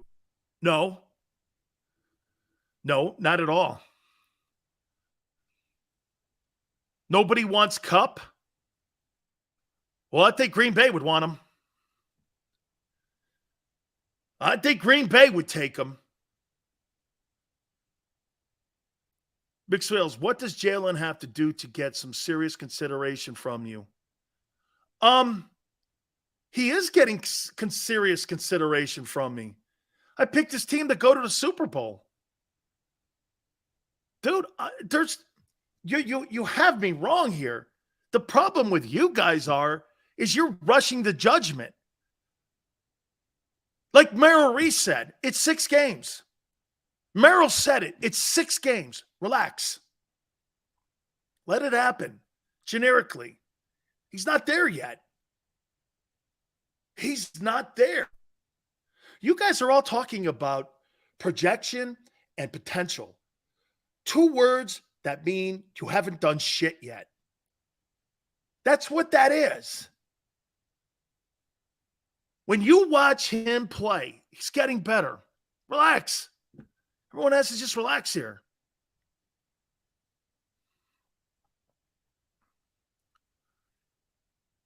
Big Sills, what does okay.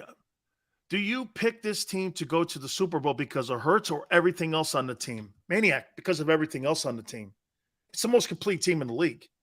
I've been saying that for months now. You got the best offense, best O-line, best group of receivers with the tight end. Your running game's really good. Your defense is good enough. Your coaching has been a surprise, except for your DC. There's not a team in the league, especially in the NFC, that has all those components. Watch this. You think Dallas's offense is great? I don't. I don't. I think CeeDee Lamb is the most overrated wide receiver in the NFL. When I see CeeDee Lamb, let me make a comparison to you. How much better do you think CeeDee is than Quez? A little bit? Maybe that's not a fair comparison. I'm trying to think of another guy. Adam Thielen. Something like Adam Thielen. Okay? Okay, CeeDee's probably better than Quez a lot. Okay. But I see I see a ton of drops with that guy. Okay, Devontae Smith. But Devontae Smith don't drop balls, man. He don't drop footballs. Tell you what, if Devontae Smith was in that Cowboy offense and he was the number 1 guy in that Cowboy offense, he'd have more yards and catches than CeeDee Lamb. And if A.J. Brown was on that Cowboy team, shit, man, CeeDee Lamb would never see the field. Okay? He'd be a machine over there. Honestly, man, if you put Devontae Smith on that Cowboy offense with Dak Prescott, that guy might be leading the NFL in catches. He don't drop the ball like CeeDee. I'm not a fan of that guy. Dude, Zach Martin's good. They got some good players. The kid they drafted in the O-line in the draft is panning out to be pretty decent. They goofed on him, but he's looking like he's pretty good. But that offense is nothing like it was 3 years ago. And you know what? Quite frankly, when you look at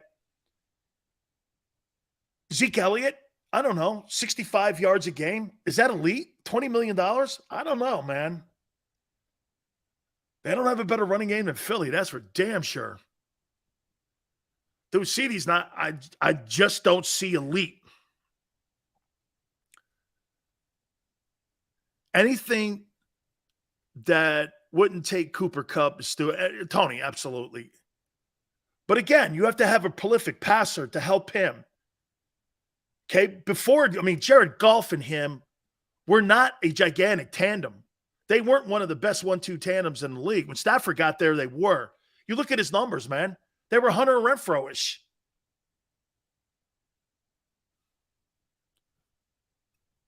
Xander's like CeeDee is this year what Devontae was last year. CeeDee needs another number 1. Yeah, but here's something that I'll tell you. I think Devontae Smith's probably a better teammate because CeeDee Lamb is probably going to complain and bitch if he doesn't get targets. Devontae's not going to. See, I'm with Devontae on this one. Dude, if I have 2 catches or I have 12 catches, if we're 7-0, doesn't matter. Okay? He's part of the equation.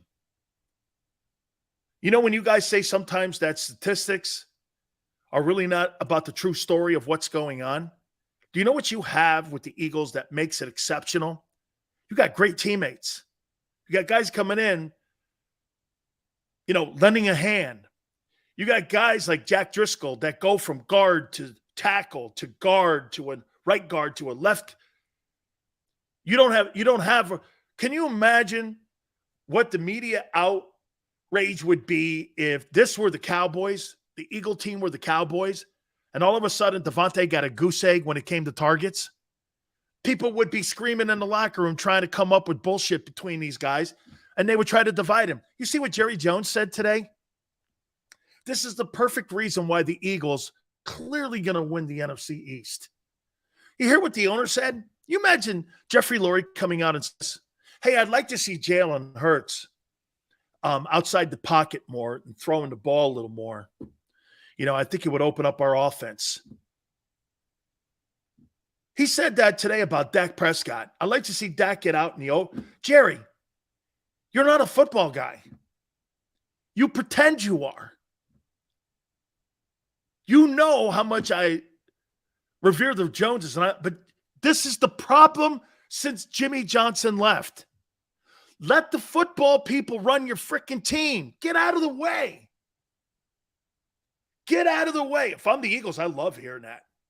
So where's Mike McCarthy and Kellen Moore in that conversation in Dallas? Think about that.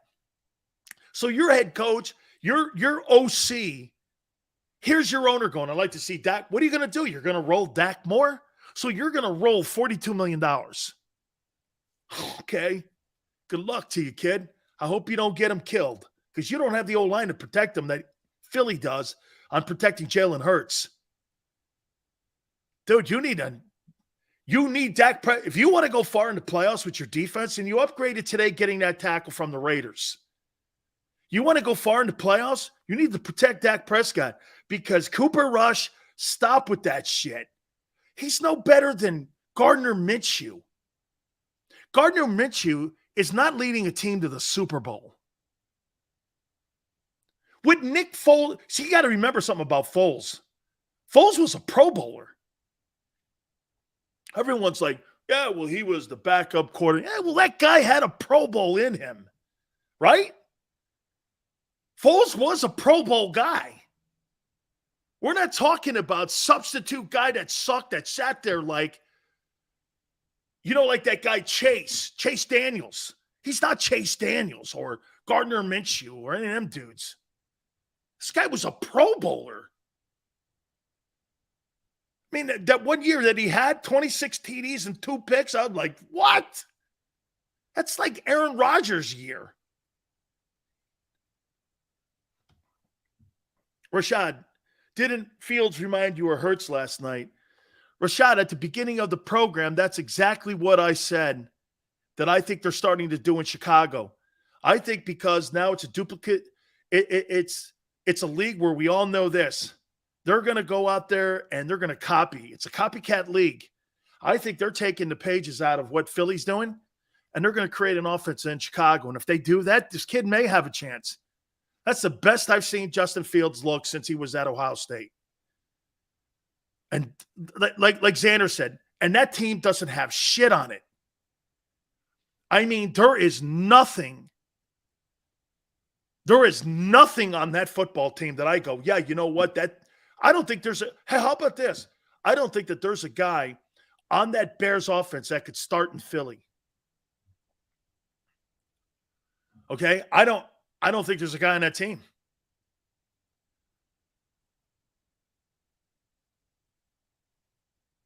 Long live Jerry Jones. Yeah.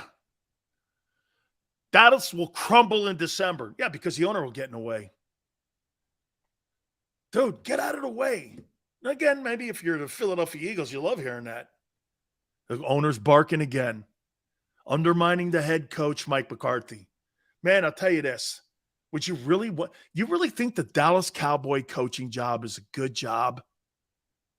You're automatically emasculated by the owner. When you say yes, you're a slave to him and his ways. You know, you don't mind taking direction from your GM and your coach or your personnel people, but do it in private. Jerry should have easily just went to him in private and said, hey, you know, what do you think about rolling him more? Get him out in space. And let Mike McCarthy make that comment. Jerry wants to be the star of the team, though. When your owner's the face of your team, don't you think you have a problem? The face of the Philadelphia Eagles is Jalen Hurts.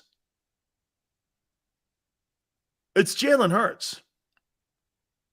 Face of the Bucs is Tom Brady. There's no place in sports where the owner is the face. You know what had happened? George Steinbrenner was that.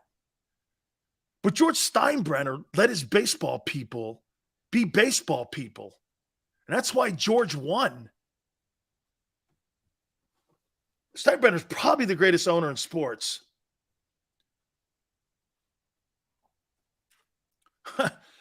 And here comes down to what I've been telling you about the Cowboys.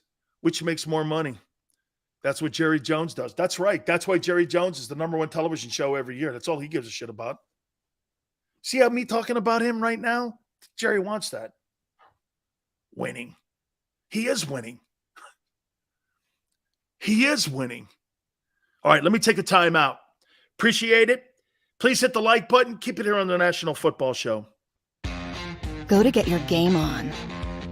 Go for the beers. Go for the cheers. Go for the hit and the hits.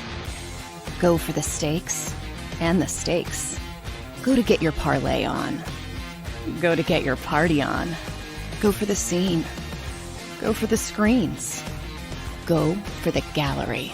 Go for the win. Go to Ocean. Visit theoceanac.com to plan your visit.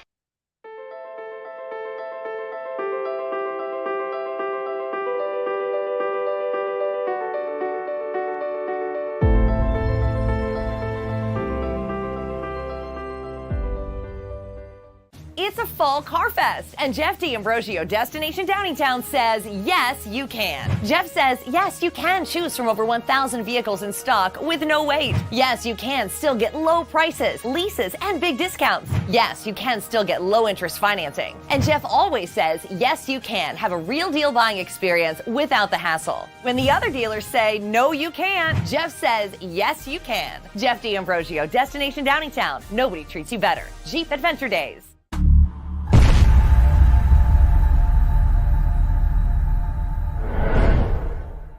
Score and save this football season on your car insurance. Before the next game, save up to 40% on your auto insurance policy. That's right, 40% savings. Call an Audible this season and contact the Del Val Insurance Group. They're an advocate for you, not an insurance company. That means they'll get you the right coverage and save you up to 40%. Call managing partners Fran or Jim of Del Val Insurance, 215-354-0122, or score and save at dvigi.com. dvigi.com.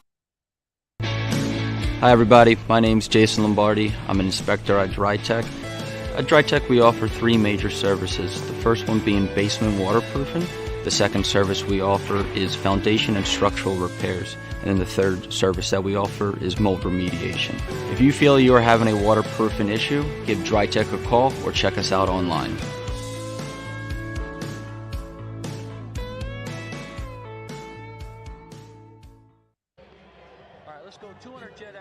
Over the last 17 years, we've built a reputation of growing award-winning teams across the country. Staffing is not easy, but that's what we do every day, all day. The key to our success is storytelling, asking the right questions to find the right people. Hi, I'm Gary Kane, president of Kane Partners. We want to be your staffing partner.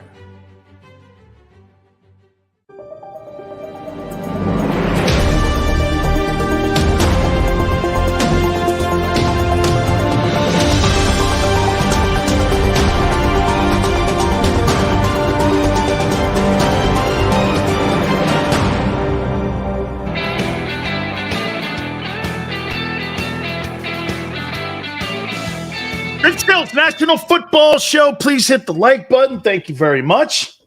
So the NFL's officiating came out and said that Mike Evans and the official he was signing the scorecard.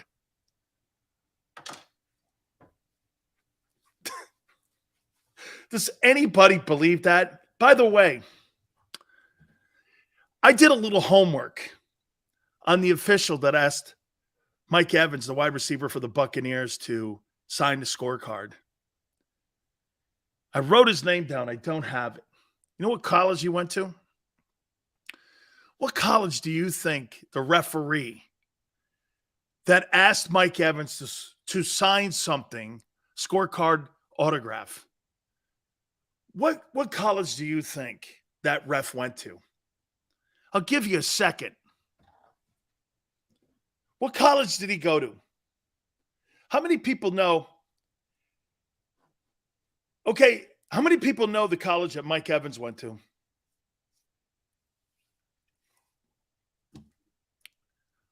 Chris got it. Went to A&M. Oh, yeah.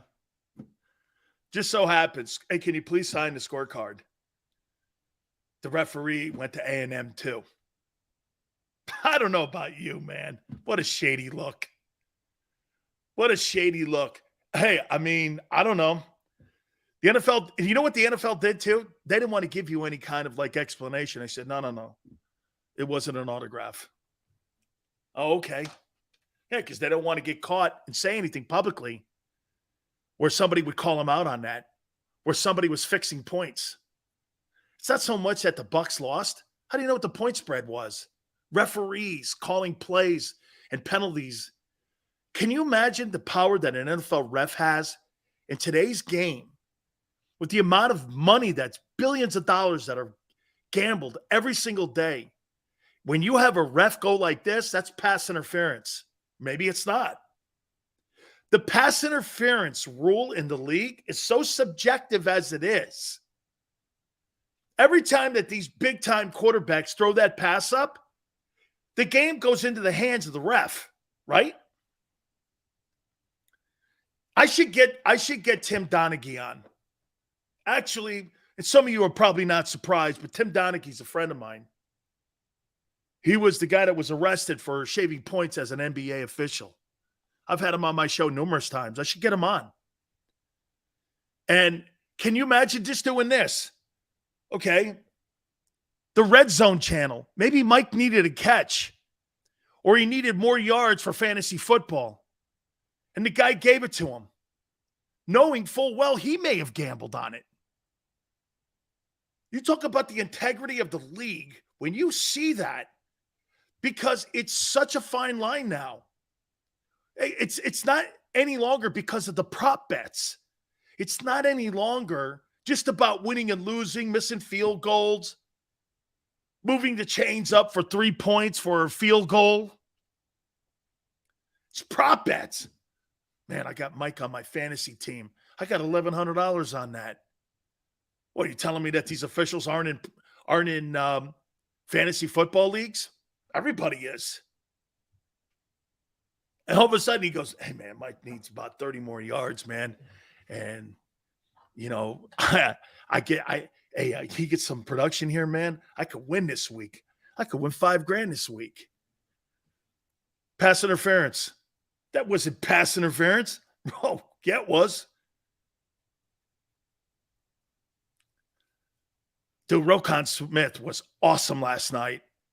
He was everywhere. I think he even had a pick last night. He was great. Cowgirls' game was bad. The interception from Diggs hit the ground. All turnovers are supposed to be reviewed. How was it not reviewed? It's all subjective to the refs.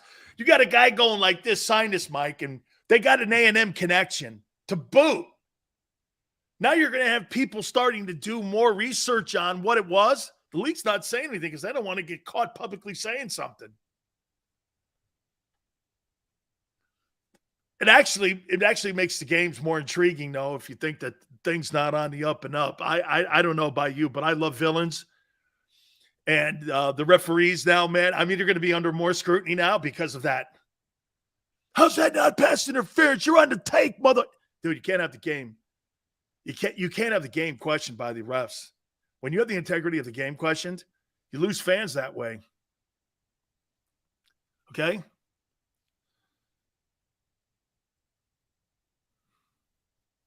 I'm not an Eagle fan, but you guys are clearly the class of the NFC. Greasy, they are. I mean, dude, what week do you see them getting beat? By the way, Merrill wouldn't answer it. I asked him, you guys, hey, what week do you think the Eagles get beat? Tony, he did go to A&M. Man, Roquan's only 25. Man, could you imagine putting him on that? They're not going to do that, man, but you give me Roquan Smith over TJ Edwards any night, man. That guy is a ball player. Dude, he was all over the field, and he knew he was in an audition last night. He played some great ball last night. You know what? It wouldn't shock me if the Patriots signed him. He's only 25. Oh, my God, is he a great player. He's not a good player. He's a great player. Roquan Smith can play. It's going to come at a pretty big price tag, though. And how we don't spend money on backers, that kid's worth it, though, man. Okay? Yeah, but no, that's not true, man. They were working on a contract extension during the offseason, and he cut it off and saying that he's out. He's out at the end of the year. No way, man. He's done. The contract negotiations for Roquan Smith, he cut it off because him and the Bears were trying to work on a deal in the offseason. Don't you remember that whole fiasco? And he finally just showed up to camp. I thought he was 32. Rashad, I thought he was older, man. He looked like he was older. Pats need something. God, I got to tell you guys, man, watching Bill Belichick handle that quarterback thing last night, I thought I was watching a Big 12 game. So they took Mac Jones out, and they put Bailey Zappi in. And you're like this, and I see the fans all going this and that, but half the team didn't know Belichick was going to do that. He said he only talked to, like, the leadership that he was going to do that. Communication in New England is terrible. Bill Belichick last night was going to pass George Halas for second place all time in wins. Only Shula's ahead of him. Bill Belichick is not chasing Super Bowls anymore. He's chasing Don Shula. Can you imagine if Belichick ends his career doing this? He's the all-time winningest coach in NFL history, record-wise, and he's got the most championship rings. That's what he's going for. Bill Belichick's not going for Super Bowls. That team is so far removed from playing for a Super Bowl. It's unbelievable. It's unbelievable. They're so far away. That team doesn't even remotely look like the same. Brady was right to pull the – I'll tell you this. Brady misses him, though, because Brady right now is playing undisciplined football. Hey, Benson, that was shocking how they got crushed last night. That's right, Dank. You have two starting quarterbacks. You have none. And for him to be pulling guys in and out of that, seriously, I thought I was watching a college game. That was terrible. Yell goes, I think Brady is finished mentally. Isn't that crazy? His emotions would get the best of him, and that would drive him out of the game. Never thought that. I never thought that with Tom Brady. I never thought that Tom Brady would be driven from the game because of something of an emotional place in his career or in his life that would drive him out of it. But it sure looks it. It surely does. Sills, what's your top 3 NFL cities? Philly, Buffalo,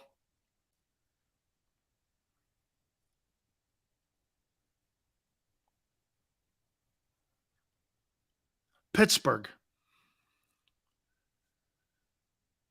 Philly, Buffalo, Pittsburgh. Probably. Look at it. They're not even your top. Well, Philly is. But Buffalo and Pittsburgh. Those are all great fan bases. They love their team. It's part of the fabric of those communities. Okay. Philly, Buffalo, and Pittsburgh. Foxborough? No. What? You must be talking about the greatness of the Steve Grogan days where they couldn't fill Sullivan Stadium. You mean that Patriots team? Let's not make it sound like the Patriots have been great for 100 years. The Steelers have been great since 1969. Okay? Eagles have a Chicago's a great football city too. Chicago tied with Pittsburgh. Chicago's great. Chicago. I put Chicago there too, right next to Pittsburgh. Yeah. Philly, Buffalo, Pittsburgh, Chicago. Those are your great NFL cities. Shit, man, Green Bay's a great city. All right, I want to reset. And again, a little bit of what we saw last night, and I'm going to translate it into a little bit what they're doing in Philadelphia, and I think it's pretty cool what they're doing. Also, what are we expecting from this Eagle team coming out of this bye week against Pittsburgh? I want to talk about the Steelers in what they're going through right now with Kenny Pickett. They got Mitchell Trubisky, but you do have Mike Tomlin. And I want to hit on all that. All right, hour number 3, hit the like button. Keep it here on the National Football Show.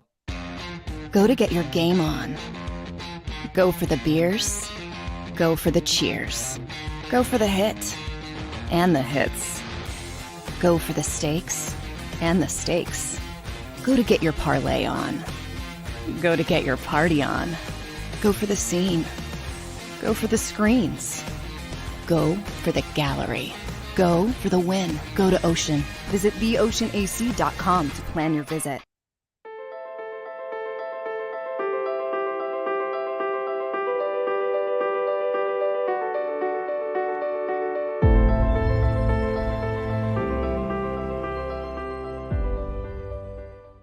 Welcome to Pond Lehocky. We've helped over 100,000 injured and disabled workers obtain benefits, as well as some of the biggest settlements in the state. If you've been injured at work, give Pond Lehocky a call. It's a fall car fest, and Jeff D'Ambrosio, Destination Downingtown, says, yes, you can. Jeff says, yes, you can choose from over 1,000 vehicles in stock with no wait. Yes, you can still get low prices, leases, and big discounts. Yes, you can still get low interest financing. And Jeff always says, yes, you can have a real deal buying experience without the hassle. When the other dealers say, no, you can't, Jeff says, yes, you can. Jeff D'Ambrosio, Destination Downingtown. Nobody treats you better. Jeep Adventure Days.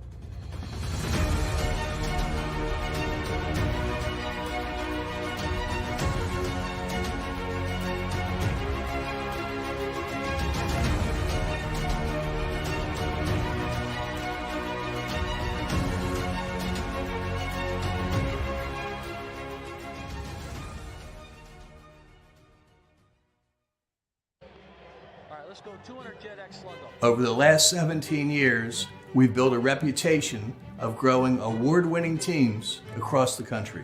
Staffing is not easy, but that's what we do every day, all day. The key to our success is storytelling, asking the right questions to find the right people. Hi, I'm Gary Kane, president of Kane Partners. We want to be your staffing partner.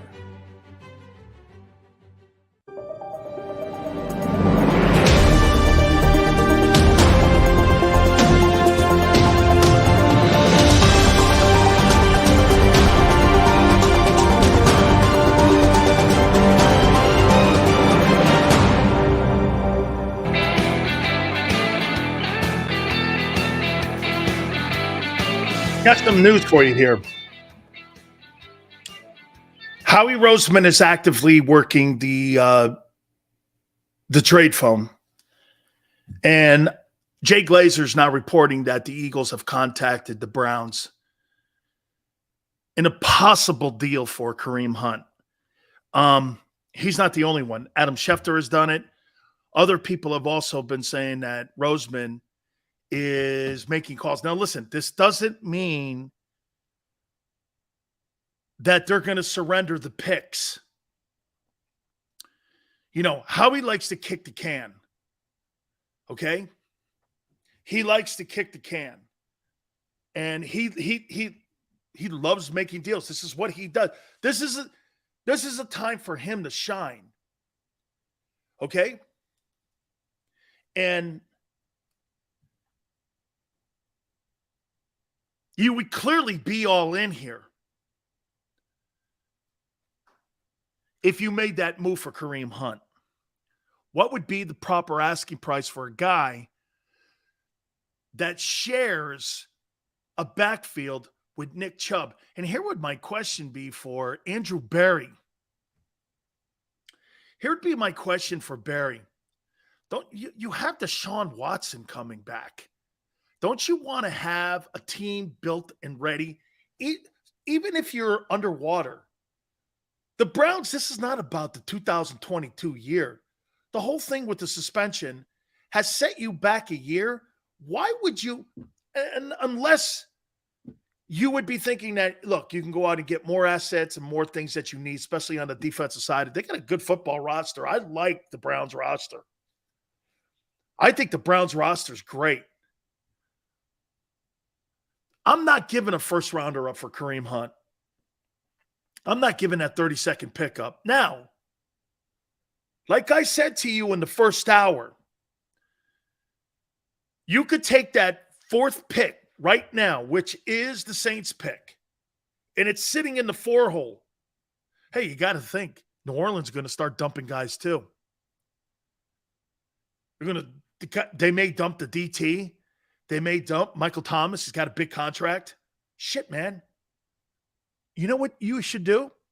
Hey, Xander, how about this one? Why don't you call him about Alvin Kamara? Might be cheaper. Alvin Kamara and Miles Sanders in the backfield? That's a scary thought. You put Miles Sanders and Alvin Kamara in the backfield in Philadelphia?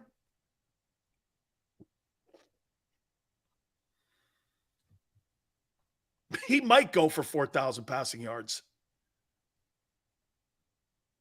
Okay? He might go for 4. Dude, Howie Roseman is working the phones right now. Yeah, I agree with you. Alvin Kamara is a weapon. Okay? Kamara's a great receiver, all of that. Why would New Orleans help us? Well, chalk it up, because they need draft choices. They need a quarterback.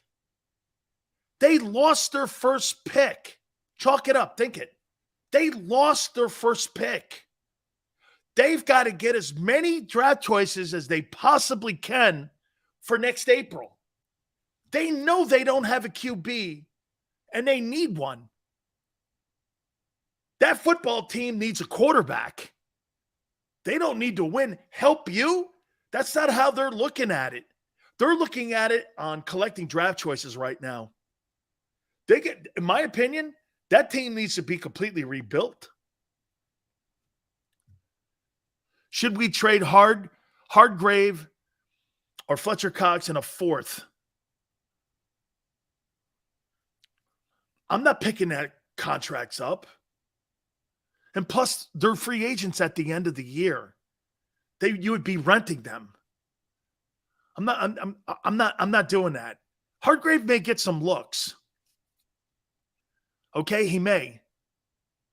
Steven goes, Howie fleeced the Saints. They got it. You don't have a first-round pick next year. You got to get draft choices, especially then the fact that you got to buy a quarterback next year. Are you going to go free agent? So the Saints have officially given up. I'm not saying that yet, chalk it up. So I'm in on Kamara. I think he'll cost more than Hunt, though. Who's older? Can somebody look that up for me? Who's older, Alvin Kamara or he? And you're right, chalk it up, because he's more versatile. He's a pass-catching, in-between the tackles guy. He's a bigger version of Brian Westbrook. Those guys are hard to find. I'll tell you, if you're Howie, man, okay? Both are 27. Man, you're kind of getting into conversation of where the treads are. You want to check out who's got more treads left. You know what I'm saying? Hunt's played on grass. Kamara's been in a dome. It's probably more wear and tear on Alvin Kamara. You got to look at that. 27 running back. Are you going to give up a lot for that? I just don't know. But because you're not asking him to be your bell cow, you're splitting time with Miles Sanders. Hey, there's no question Miles Sanders is gone at the end of this year. If Howie's on the phone, first and foremost, making conversations about Christian McCaffrey. Dude, he was kicking a can at Christian McCaffrey before he was dealt to San Francisco. See what Sean McVay said about that move? Shit. They got another good player.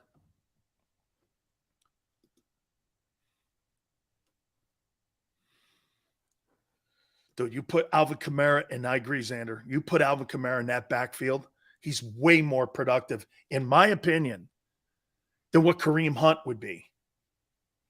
I haven't heard if they've contacted New Orleans, but you would assume it, especially since New Orleans needs draft choices. And like Chalk It Up says, they got to move and do something for next year. You can't sit with what you have. You're not going anywhere. Mickey Loomis knows that. They're GM. Xander's like, Alvin Kamara's like A.J. Brown in the backfield. Would you give up the 32nd pick for him?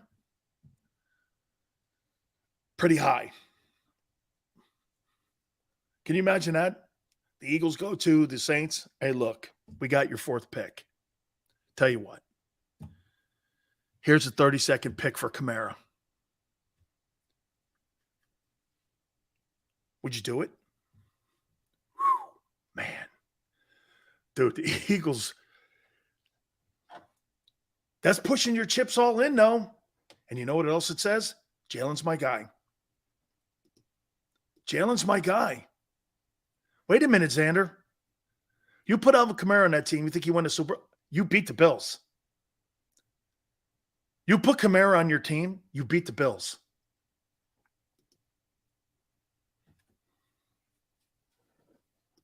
Yeah, but you just said it, Xander. He's not just a running back. He's an A.J. Brown-ish running back. You said it. He's not a running back in the sense of Hunt. Let's take a look at this. Wow. Yeah, but dude, you push it in, you're going to win the Super Bowl. You could win the Super Bowl with this move. Kareem Hunt stats. No. Alvin Kamara stats.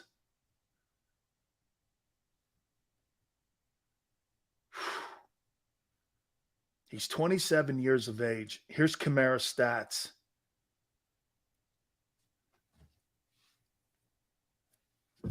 He's averaging 4.6 a carry right now.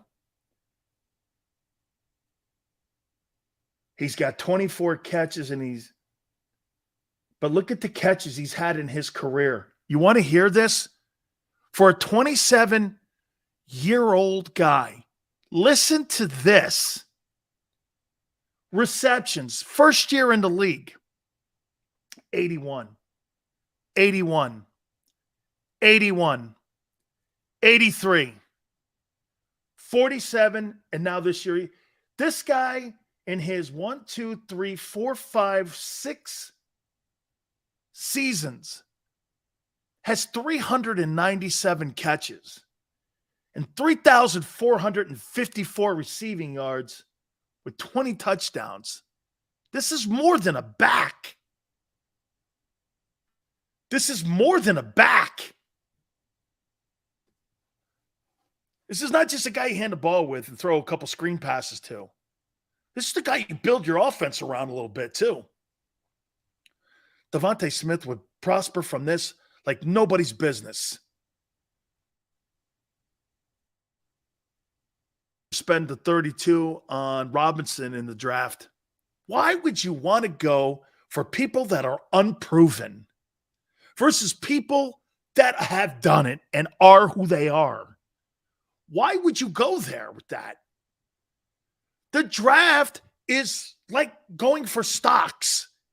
You don't know what stock is going to go up or down. Like the guy Brian Burns, and you guys are saying no. Brian Burns is 24 and has 30 sacks in his brief career. I don't want him. I'll take Will Anderson or somebody from the college draft next year. Boy, I'll tell you, man, I don't see that logic. I'd rather have a for sure thing.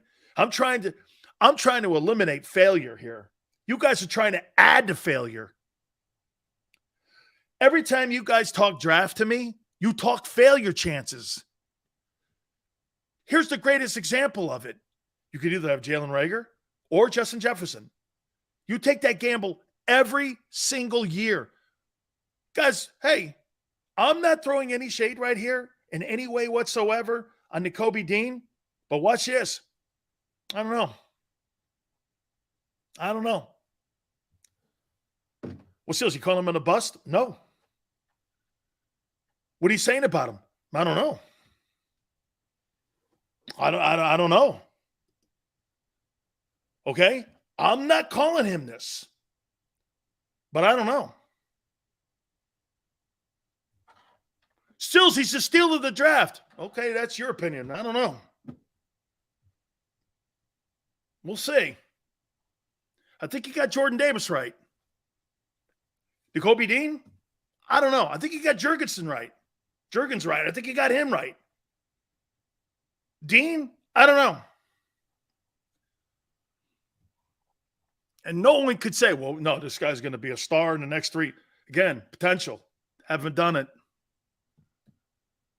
Still trade the 32nd pick for Alvin Kamara. You still have the Saints pick. That's right. And get this.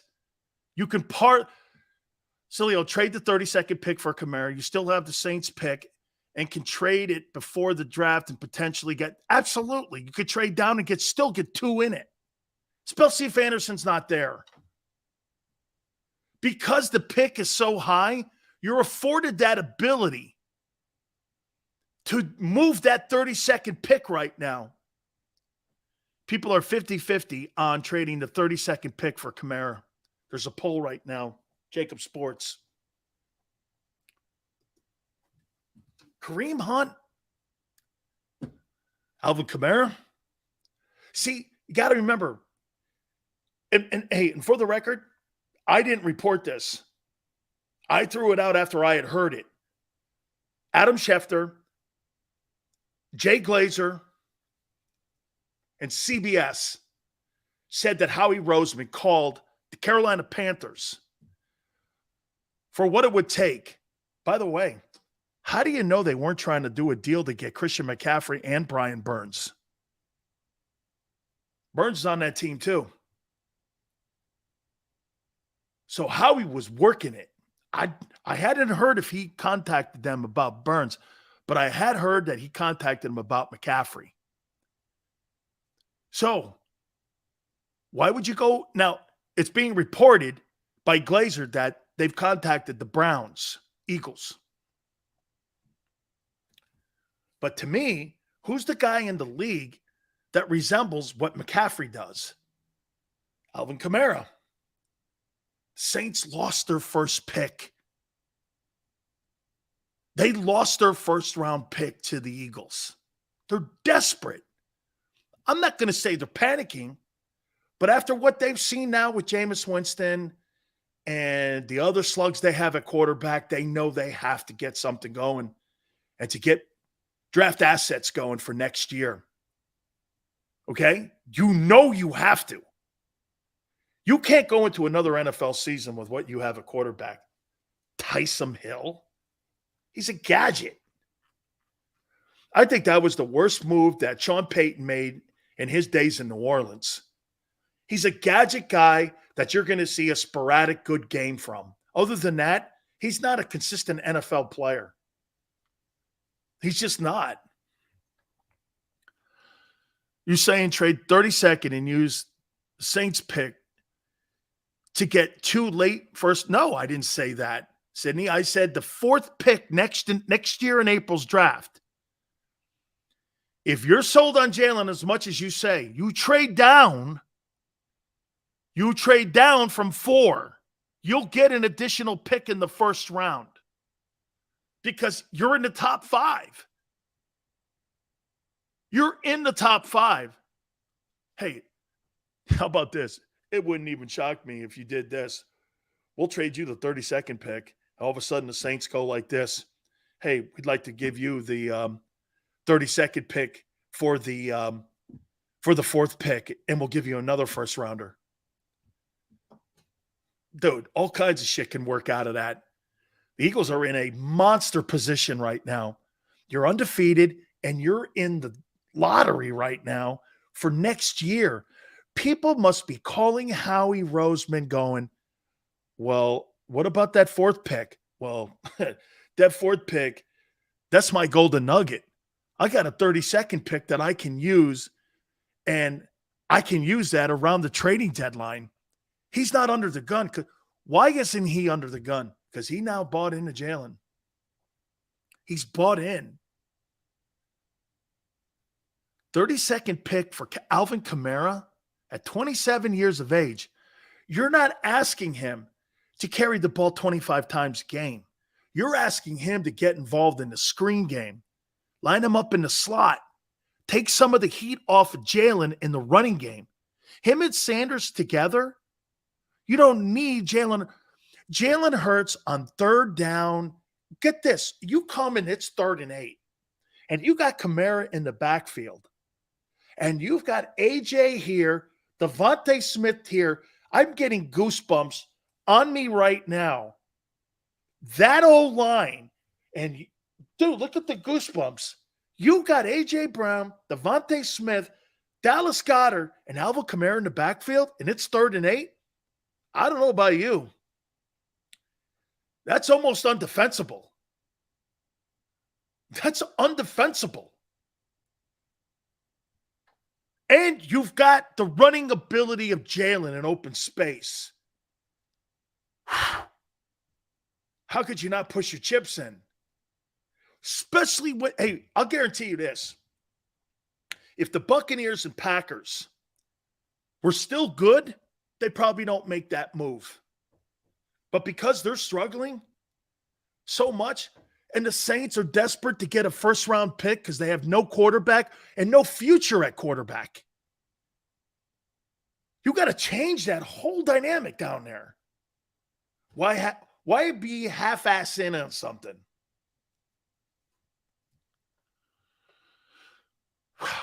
Could Sanders handle that? Sanders handle that? Sanders is out anyway.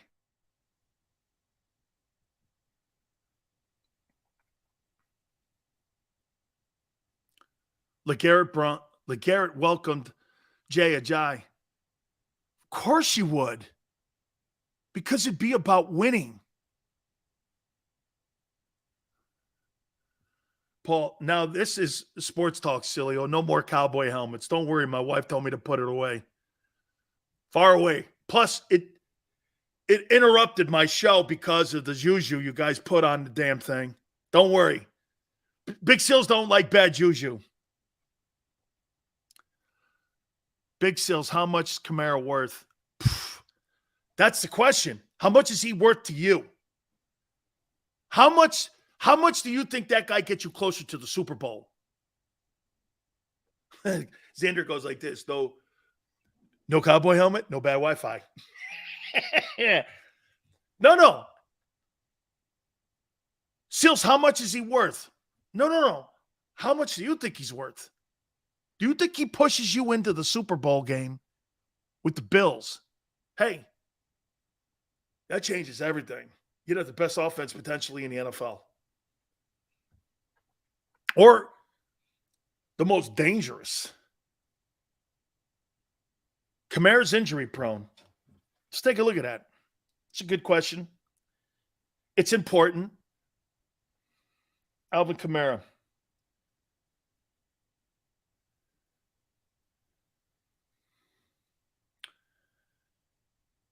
(15 and 13) games played, 13 started. 2019, 14 games, 9 games started.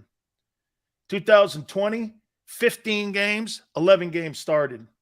2021, 13 games, 10 games started. This year, because I think he was suspended, he's 5 for 5.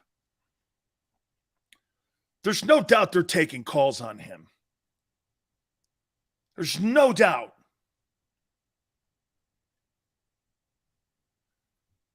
There's absolutely no doubt they're taking calls on him. Dude, he's an awful product. This guy's got like 6 years in a row of 80 catches or more. You don't have a wide receiver in your history that's ever done that. Seriously. You don't have a wide receiver that's ever played in your organization's history that's got 80 or more catches 7 years in a row, or 6 years or 5, whatever it is. This guy's got 400 catches. He's a weapon, man. Hey, do you want to hear something too about him? I don't know if he was in Alabama when, no. Jalen, how old is Jalen? How old is Jalen Hurts? Is he 25? Kamara's 27. They may have overlapped. Kamara was at Alabama, and then Nick Saban went to his ass and said this: "You ain't playing here. Just not enough touches." Goes to Tennessee. There's another one of those stories. You'd have two guys that started their careers in Alabama and were told to get the you-know-what out. Xander, I don't know if they overlapped, but Kamara was a freshman at Alabama, and Jalen may have been there his freshman year too. Jalen's 24. In 3 years, that maybe. I don't think so. Sills, Eagles don't throw to their backs. Well, you throw to that one.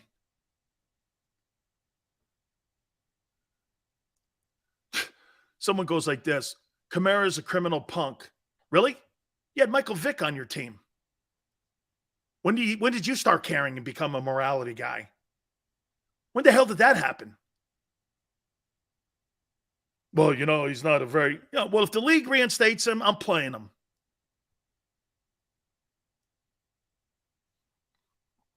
Okay? I'm playing him. Derrick Henry was there?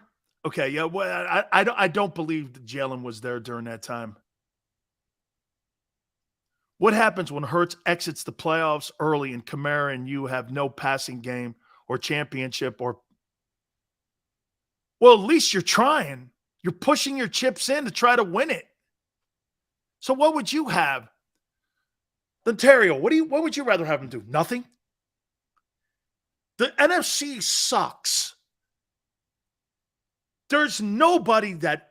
Hey, beginning of the year, I said this. Do we not agree?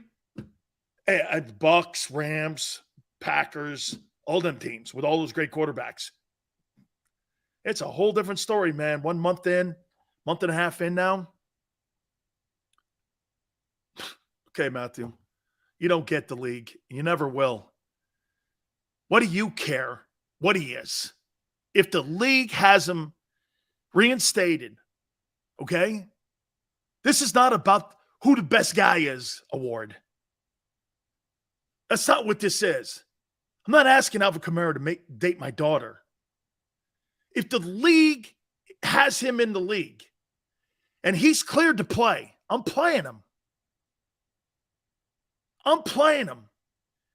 Like I told you before, when Adrian Peterson beat his kid up with a switch, the poor kid was bleeding in his genitals.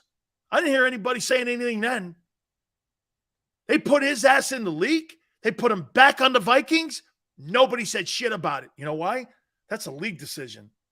It's not a locker room decision. Players don't hire players.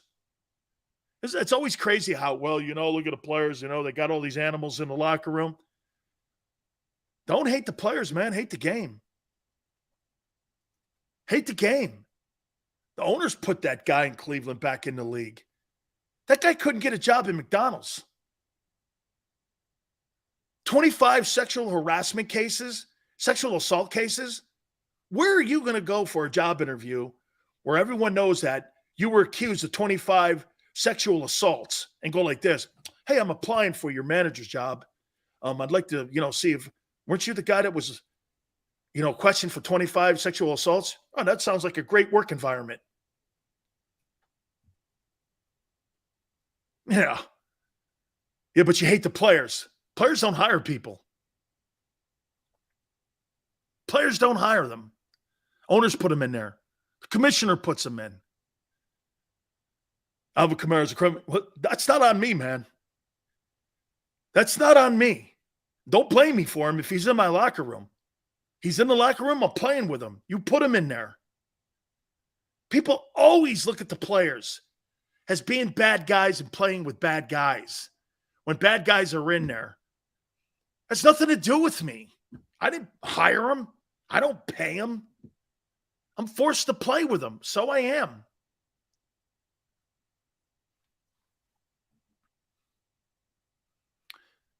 Ooh, Kyle. I thought they had suspended him.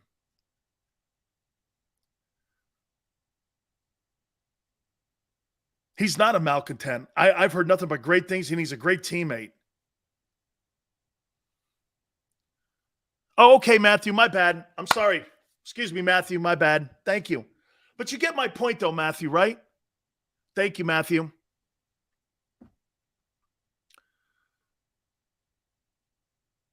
One day we're going to have, you know what we're going to have one day?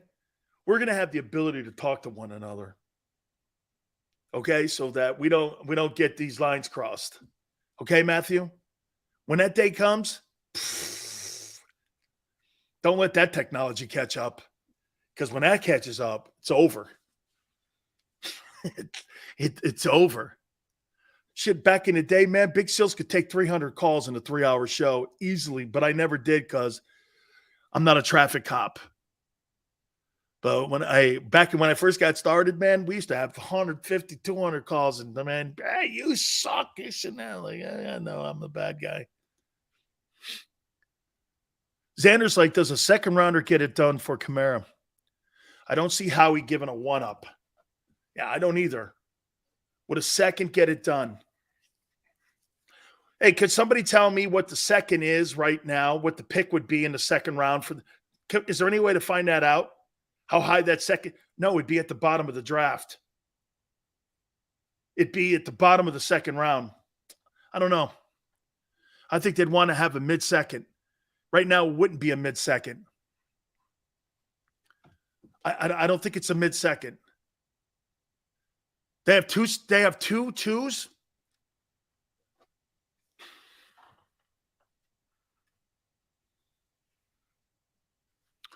Would you send Miles Sanders in a second-round pick for Alvin Kamara?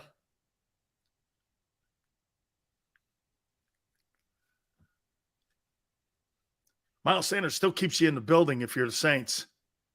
But then again, if you're the Saints, man, you don't want to kind of suck. You want to suck out loud. You know what I mean? Eagles have 2 second-rounders in 2024. One is the Saints.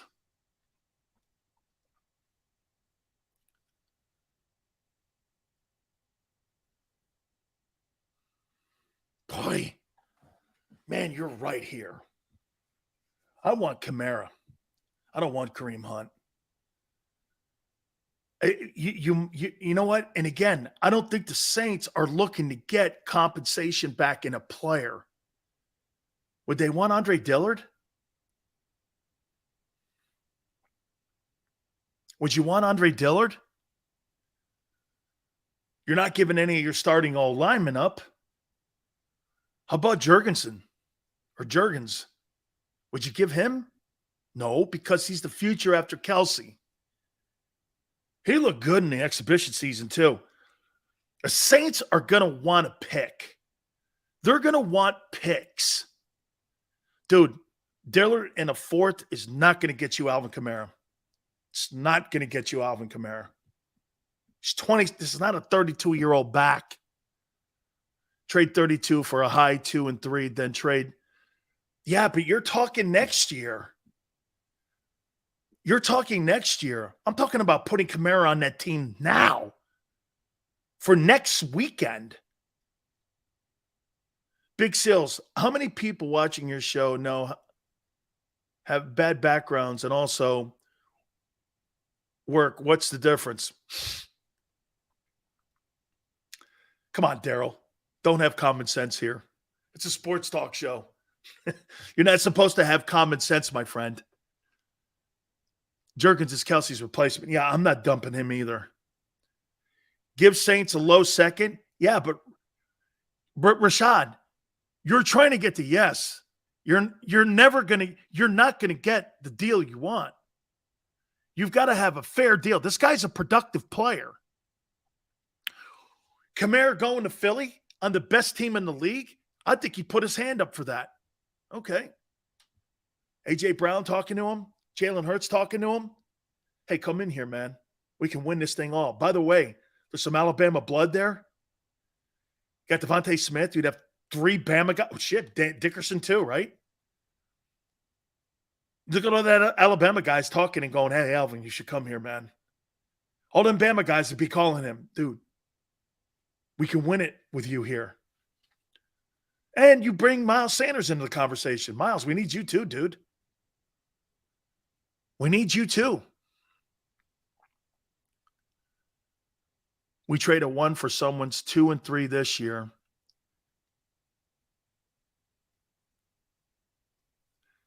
Hey, Don Terrio, I will defend Jalen here on this. One thing about the 6 TD passes. With the best wide receivers in the NFL, they are 6-0. Can you imagine? They had a Kamara in there and they upped that number where they were starting to get passing touchdowns in the end zone. Because you started putting Kamara back there too. Dude, how frightening would that team be if they started scoring points in the air?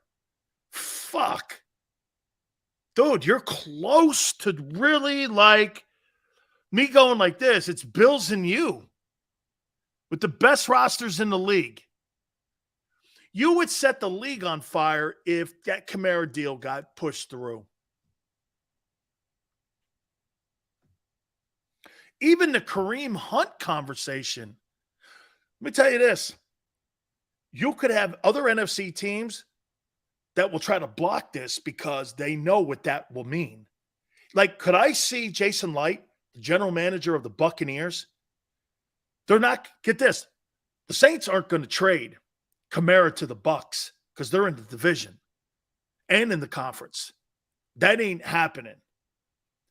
But the Eagles and the Saints have done business. Okay?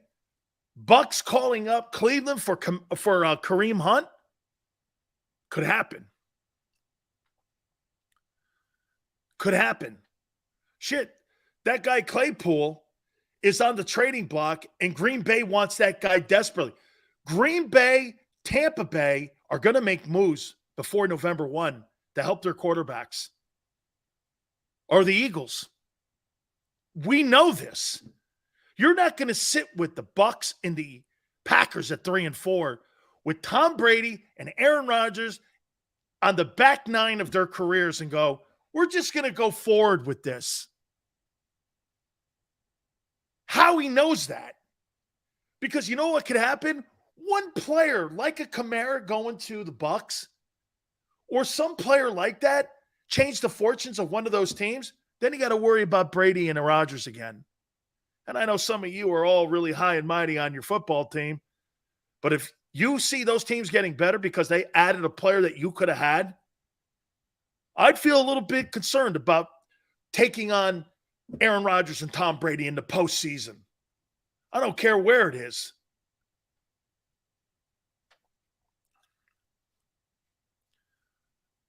Trade Minshew to the Pats? For why? They got 2 quarterbacks up there now.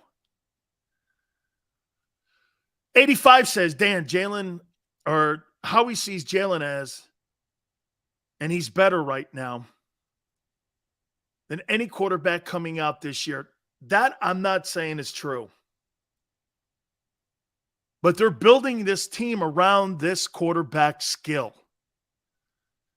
To say that he throws the ball better than Will at Kentucky or Stroud at Ohio State or Caleb Williams or Bryce Young at Alabama, I'm not going there. But he's got a different skill set. This is what we talked about with what we saw last night with Justin Fields. I think personally, like I said, and I'll touch on it a little bit here, I think what they've done with Justin Fields, I think they just said this: we are not getting anywhere as a drop back system here. What about what they're doing in Philly with Hurts? They copycatted it. I thought I was watching Jalen Hurts last night. Justin Fields is quite an athlete. You know, all that shit that Jody was talking about, that 4-3, it was on display last night. When you put him in a Jalen Hurts offense, Jody's right. That kid looks like a something there now. That's the first game I've seen him look anything. And it wasn't the stuff that they were asking him to do before. Drop back, get killed. Drop back, get killed. I'm moving him around. They're sliding him. They're rolling him. All the stuff they do with Hurts. That RPO stuff, that's exactly right, Yale. They rolled in an RPO offense on him last night. It's the first time I saw Justin Fields look like anything. He was good last night. You know, I've been saying that he's horseshit, but he looked good, man. He did. Manson says the move for Kamara would provide good shock value, but we have a good back. You don't have Alvin Kamara. Alvin Kamara is a great back. He's a great back. And quite frankly, the piece that you need, if you think the 32nd pick for Alvin Kamara is a lot, what do you think you're going to have to surrender for Brian Burns, a 24-year-old edge rusher that has production in the league? You think you're just going to give him 32nd or a 3rd or 4th rounder like some of you hammerheads think? That ain't going to work. You know that Carolina was offered 2 number 1s for him already?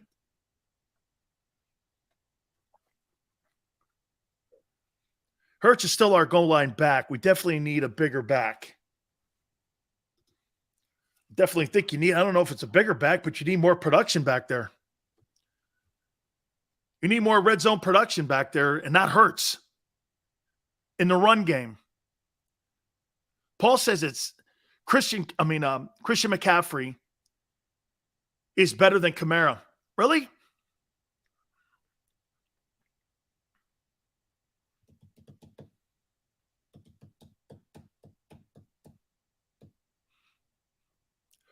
That's why Howie called him. That's why Howie called Carolina, according to reports of Adam Schefter and them. That's why he called him.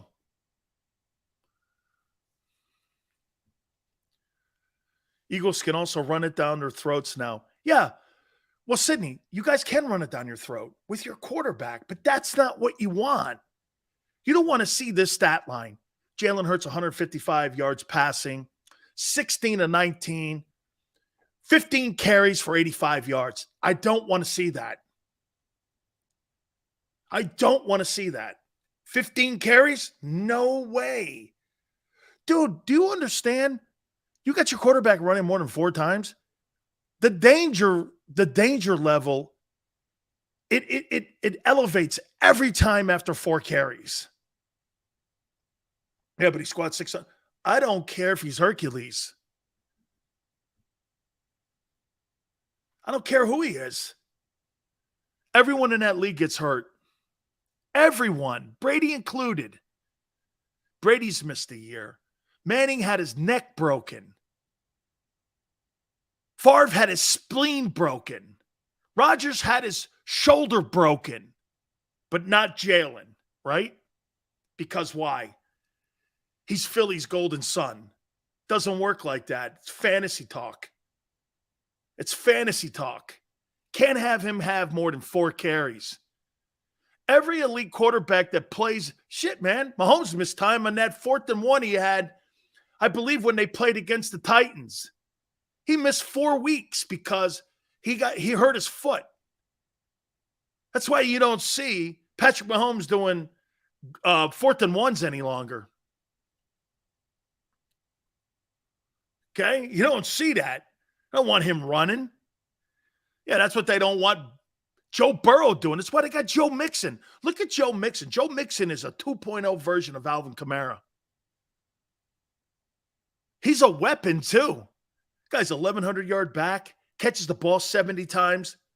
That's a modern day. Like I told you before, Brian Westbrook is like, he would make a ton today. He would make a ton today. S. Blunt, let's see how Fields does. I think it's a work in progress. Hey, Blunt, I think they're going to take a page out of how Jalen played against the Cowboys. And I think you're going to see Justin Fields play the same game plan that Jalen played last week. I would.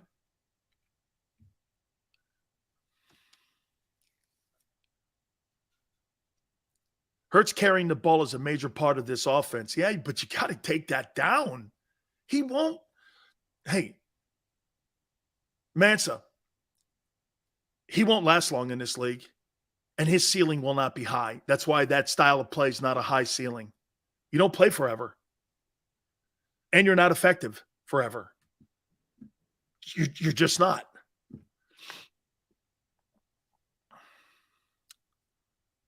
Can Jalen be a better passer? Let it happen. It's happening. Okay? It's happening. All right, I got to take a timeout.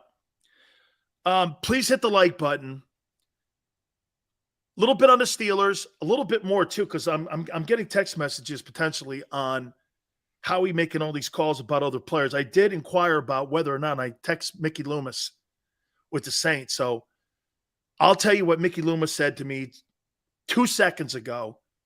Hit the like button. Keep it here on the National Football Show.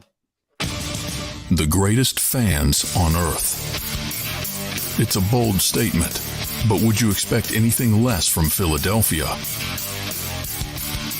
58 years of heartache creates a toughness, a grit, a resolve not found in most.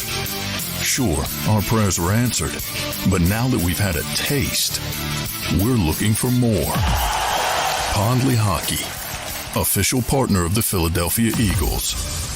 Action News at 11 with Rick Williams. It's the team you trust to bring it all together. The stories that impact your community, a sports roundup for the locals, and the AccuWeather forecast you depend on. Action News at 11 with Rick Williams. Go to get your game on. Go for the beers. Go for the cheers. Go for the hit and the hits. Go for the stakes and the stakes. Go to get your parlay on. Go to get your party on. Go for the scene. Go for the screens. Go for the gallery. Go for the win. Go to Ocean. Visit theoceanac.com to plan your visit. Since 1977 at Rafferty Subaru, we have always been about our customers and the community. Early on, a safe and durable option, we've evolved to become the best overall brand according to Kelley Blue Book. Over the last 14 years, we've donated thousands of dollars through the Subaru Share the Love event and found homes for hundreds of pets. The Rafferty family is proud of our 45 years in business. This month, celebrate our anniversary with special financing on select models. Visit us and see why.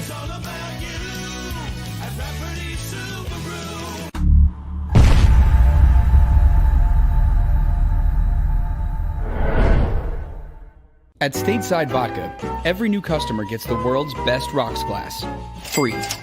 What's that? A rocks glass? You're telling me that bottle is cut in half? You Could say that. Holy shit. And you're telling me I can get one of these glasses for free? That's right. 1 free rocks glass per customer with each first-time purchase of Stateside Vodka. So good, it just disappears.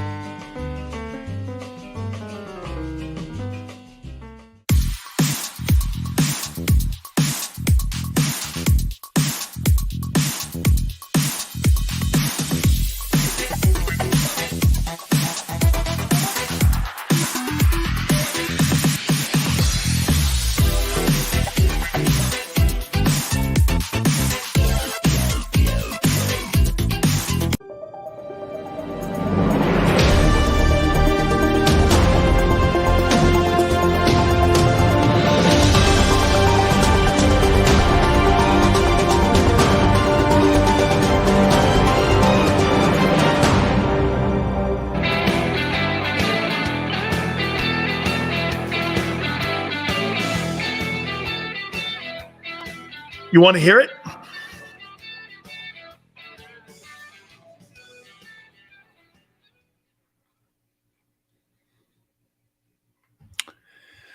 I can't confirm it yet if they've contacted the Saints. But the Saints have Alvin Kamara on the market, along with their DT and Michael Thomas. As I said. That doesn't mean Mickey Loomis is going to move him. In-season trades are very tricky. There's cap issues, restructuring issues. Are you renting a player and allowing him to be a free agent at the end of the year, or are you going to be allowed to restructure a contract with him at the end of the year? And there's an understanding and an agreement that you guys put in place to make this trade happen. Now, there are no trade clauses in here. Are there parameters on a trade? All that stuff in season it's a lot more difficult. It's a lot more difficult to try to get a guy moved around in season because many people set their cap. I mean, theoretically, I'm not sure the Eagles have a lot of room to maneuver around. You can make things work. You can sign a guy, you can restructure a contract easily. Because of the new collective bargaining agreement, you could defer a lot of money out now to get your cap under control. You can defer money now. Before you couldn't do that. Like when you signed that Todd Gurley deal back in the day, you know what's allowed the Rams to actually get guys like Von Miller in the building or Allen Robinson, why they can do that? Is because they took that Gurley money, that Clay Matthews Jr. money, that they still owe a ton of. I think that's down a lot now, but the last 3 years, the Rams owed a ton of money still to Todd Gurley on that massive contract he signed. They owed money to Clay Matthews Jr. But now with the new CBA and the escalators that are in them, you're able to defer that stuff out more so now than you have in the past. But there's a lot more parameters you've got to deal with. Absolutely, Yale. There's a ton of moving parts in this. Eagles have like 9.8 million in cap space. Razor, that's enough to get it done. That's enough to get that done for Kamara. Because you could, I have to think that Kamara is under 10. I don't believe, because I think the highest paid running back is 20 million, and it was McCaffrey. I want to say that the Titans signed Derrick Henry this past season to the franchise tag, which is 14. And then I think that Kamara's somewhere in there. You could sign him and restructure that last three. You can restructure 3 million of it or 4 million of it to get him under the cap. But you'd be wedged right there.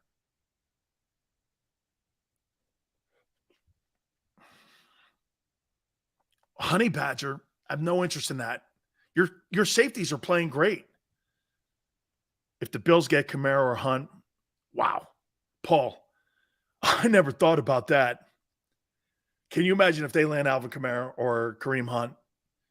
It makes sense too, right? Well, Hunt doesn't, but Kamara does, getting him out of the NFC and putting him in the AFC. Holy, dude, if the Bills get Alvin Kamara, it's going to be them and everyone else. And the Eagles will be right there, but not there.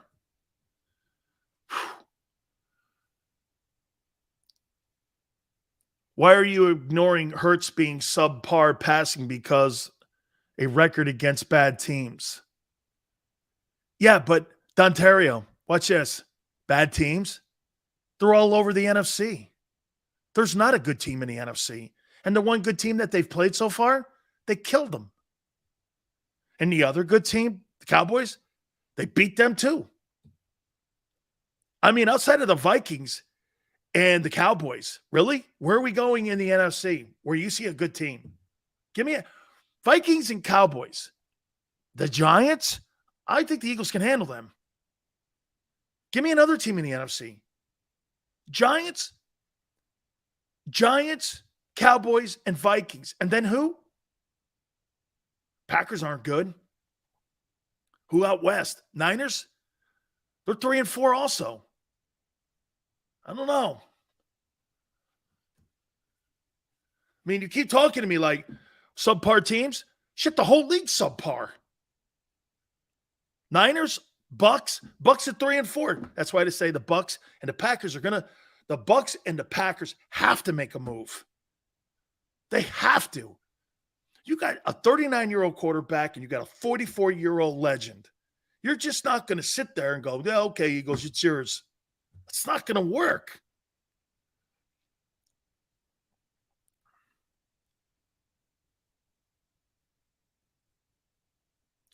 Giants are like the Cowboys, mediocre. I think the Cowboys are better.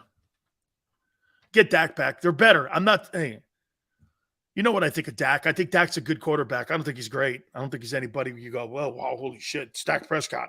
That's not Patrick Mahomes kind of talk. You see Allen and Mahomes, you go, shit. Burrow. When I see Dak, I go, I could beat him. That guy doesn't frighten me. I mean, Dak Prescott doesn't change the room for me. The Cowboys is better. And remember, it was 20-17 before the greatness of Cooper Rush threw them 3 picks. The league is subpar. Right, Kyle? So when everyone goes, well, Jalen's – I said this too. Jalen's beating shitty teams. Well, Sills, the entire NFC is shitty. Is that the Eagles' fault? No.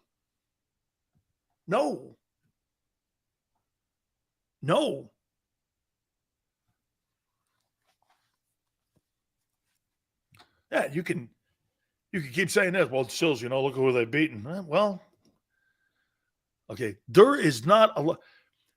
NFL needs to find some talented quarterbacks fast. Xander, they're all over on the AFC. All them guys are over there in the AFC.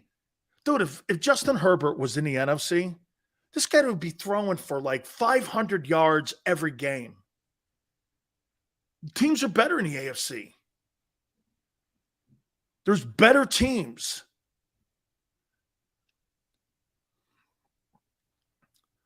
GT, I don't think you beat the Cowboys down.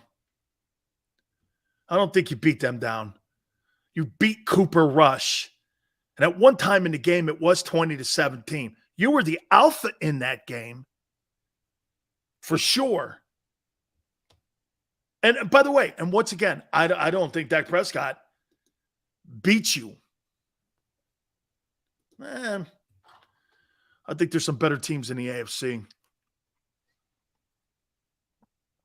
They're never going to trade Jonathan Taylor, 85. And you would have to give that 4th pick up for him. You're going to trade an 1,800-yard back? I don't think so.